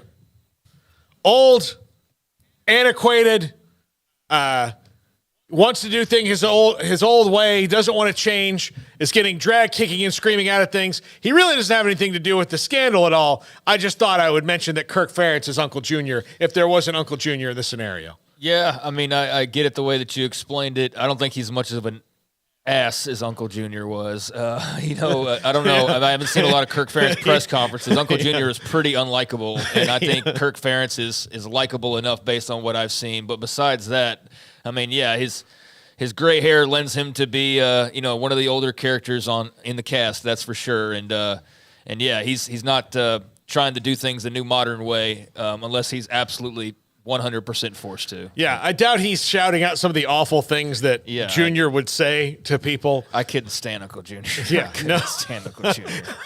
No, he was the worst, man. He was the worst. I keep seeing people are making Carmela's lasagna now, and they keep putting up the clip of like, that's Carmela's lasagna. Yeah. That's the things that he knew, like whose recipes were what. Number 4. This now gets into the scandal a little bit. Ryan Day is Paulie Walnuts. Gets kind of mad about certain things that he shouldn't worry about. Paulie Walnuts did that a lot. I'm using the Lou Holtz thing here as an example on that. But tangentially involved in this, if the whole trading things is true, then he's kind of the guy in the middle of all this going, yeah, I got something here for you. Let me help it out and do it. And then ultimately, because Paulie Walnuts, he got the signals and he still couldn't beat Michigan. Paulie Walnuts would often fail at what he was doing. He and Christopher got stuck out in the woods when they're trying to kill the Russian. I remember that. All of those things. That was Paulie Walnuts. Ryan Day, like Paulie is a pretty good mobster, but not a great one. And that's where Ryan Day lives right now. Maybe one day he can ascend to the higher level, but right now he's Paulie Walnuts. Yeah, that's fair. And that Woods episode was probably one of their highest rated, I think, ever. Yeah, if I'm remembering correctly, that was a great episode. But he's the only thing with doing that way is that he's going to have to be under a Tony, and I don't necessarily think Ohio State fans would be keen to think that they're a number 2 guy. But no, you're spot on as far as him having involvement and probably just needing to shut up every once in a while and just stay out of it, and he'll be better on the other side of it if he were to do that. So, yeah, Ryan Day needs to stay as far away from this as humanly possible, but sometimes you just can't help yourself. Yeah. Tony Pertini is Carmine Lupertazzi Jr., which that's Carmine Lupertazzi Sr., Yeah, but you flip the guys. The Godfather guy's got to be on the right. Sorry, right? yeah. I probably should have sent the specific picture. Little Carmine was the one who, towards the end of The Sopranos, once his father passed away, was always trying to keep the peace because he was making money on everybody, but he wasn't really very good at that. And all of his things really wound up making both sides mad. So Tony Petiti finds himself very much in a Little Carmine, and not so much like Little Carmine took after his father, so maybe it was a little bit of that of, hey, we're all making money here. Let's calm down. Let's all be happy. Let's all not worry about it. I've got money here. But also Little Carmine was outside, like always outside the realm of things. He was never getting his hands dirty. He was just kind of, how did it end for him? Little Carmine, he made it. Okay. He made it. He was such a fringe kid. Okay. Yeah. Big Carmine had a stroke, and that's how Little Carmine came to power. Yeah, I mean, I wonder if he's going to take a cue, though, and kind of realize at some point that it's not a fight worth having, Tony Petiti. That's the question now, is like Dan Wetzel was saying, Little Carmine eventually realized, like, hey, enough bloodshed, enough of this, and let's move on. But for Tony Petiti, he kind of incited it, and it's a matter of, is he going to realize, like, hey, this is too much bloodshed, and we just need, as a Big Ten, to move on from this thing, or is he going to just find himself being stubborn and like, well, I started it, now I got to finish it.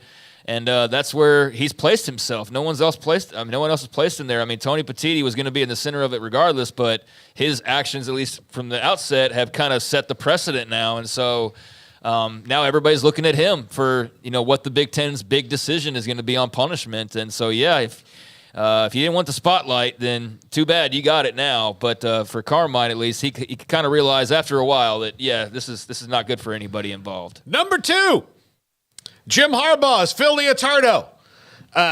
Phil was the ultimate villain in the later seasons of The Sopranos, and when given orders by Carmine, Johnny Sack, he was getting really tired of it, and when he came into power and being the kind of head of that one group, he acted on his own way. He became the villain. Everybody hated Phil. Phil took out Vito without permission. All these things Phil did. Spoiler. Yeah. No, I'm just kidding.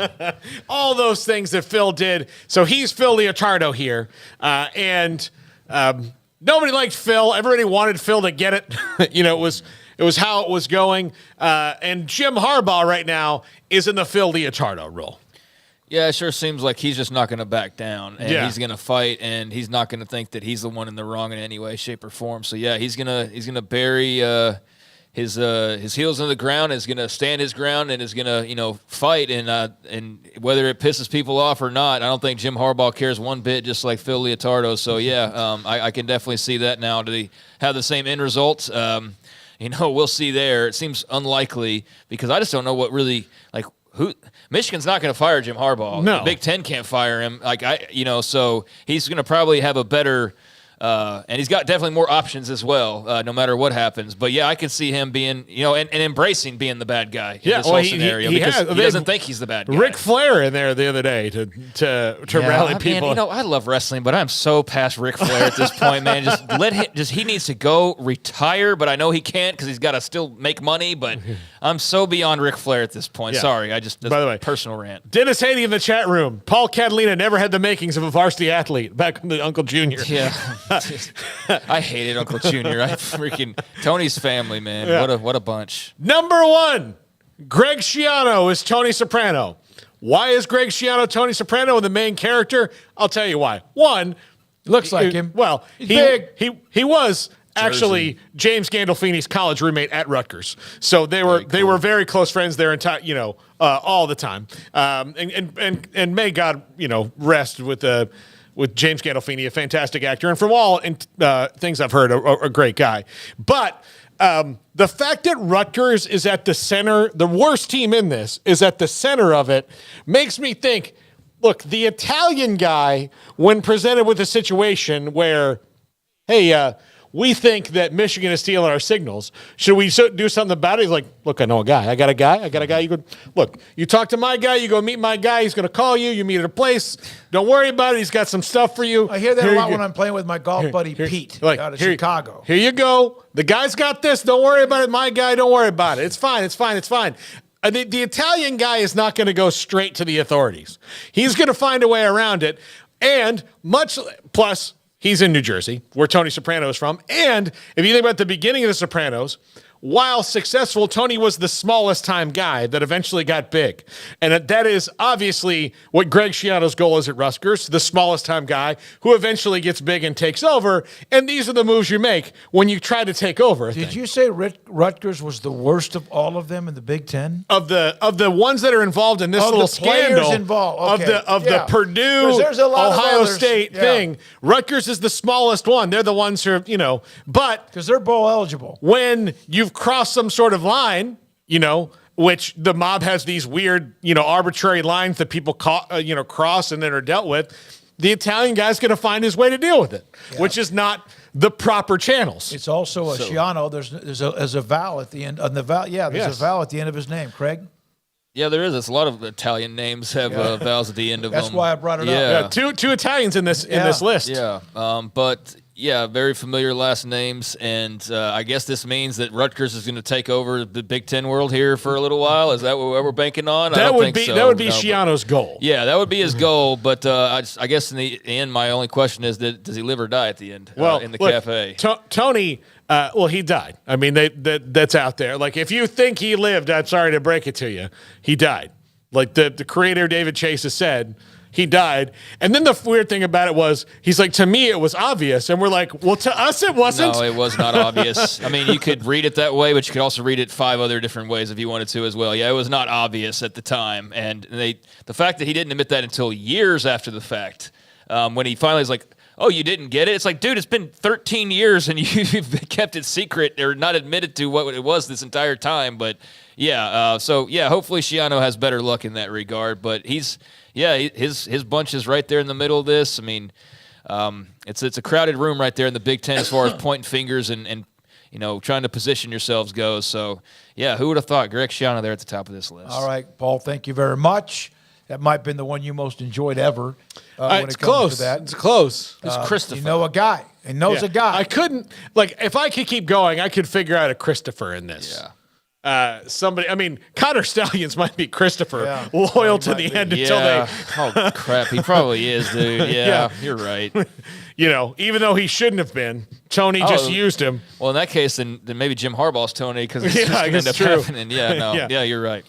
I don't know what's going to come out of this. Michigan has responded. Now we'll figure that out. We'll maybe never get an answer. Maybe no one ever makes a decision, and we just talk about this all the way up until the national championship quarterfinals or semifinals and championship game. We will see. We're not going to do that. I think we'll talk about it, but I think the conversation. I am on the edge of being done with it, other than the final result. The daily updates on, this finger's pointing this way now, and this one's now pointing over here. Yeah, that's going to get tiresome pretty quickly, unless I guess you're the parties involved, especially as the games themselves should really be the feature here. But you know what? The spotlight will be on Michigan again this weekend because there's a massive game coming up, and if they win, then more of the clamoring for them to get punished probably and then for them the Michigan side, winning's the best thing that you can do, right? Is just to keep on winning. So that's going to be a big game this weekend, and every result moving forward more so than it already was. All right, so here's some responses on the chat room before we go. One, Ric Flair looks like a White Walker from GOT. Oh, Game of Thrones. Yeah. God. You know what? It could have passed for that. There's a little bit more. Yeah, you're absolutely right there. Yeah. Oh my God. Let me guess, everybody on the 365 Sports Team eating Italian tonight. Also, poor Amanda. No, don't read that. No? Do not read that. Oh, I won't read it because Do there's a not read word that. in there. Yeah, you're right. Who's Brett Yormark? I don't know. This And is by the not way, about what the Big about Ten. negative about Amanda? But I see why you didn't want. Okay. Yeah. This is about the Big Ten. I don't know. All right. Yeah. We'll figure that out. All right.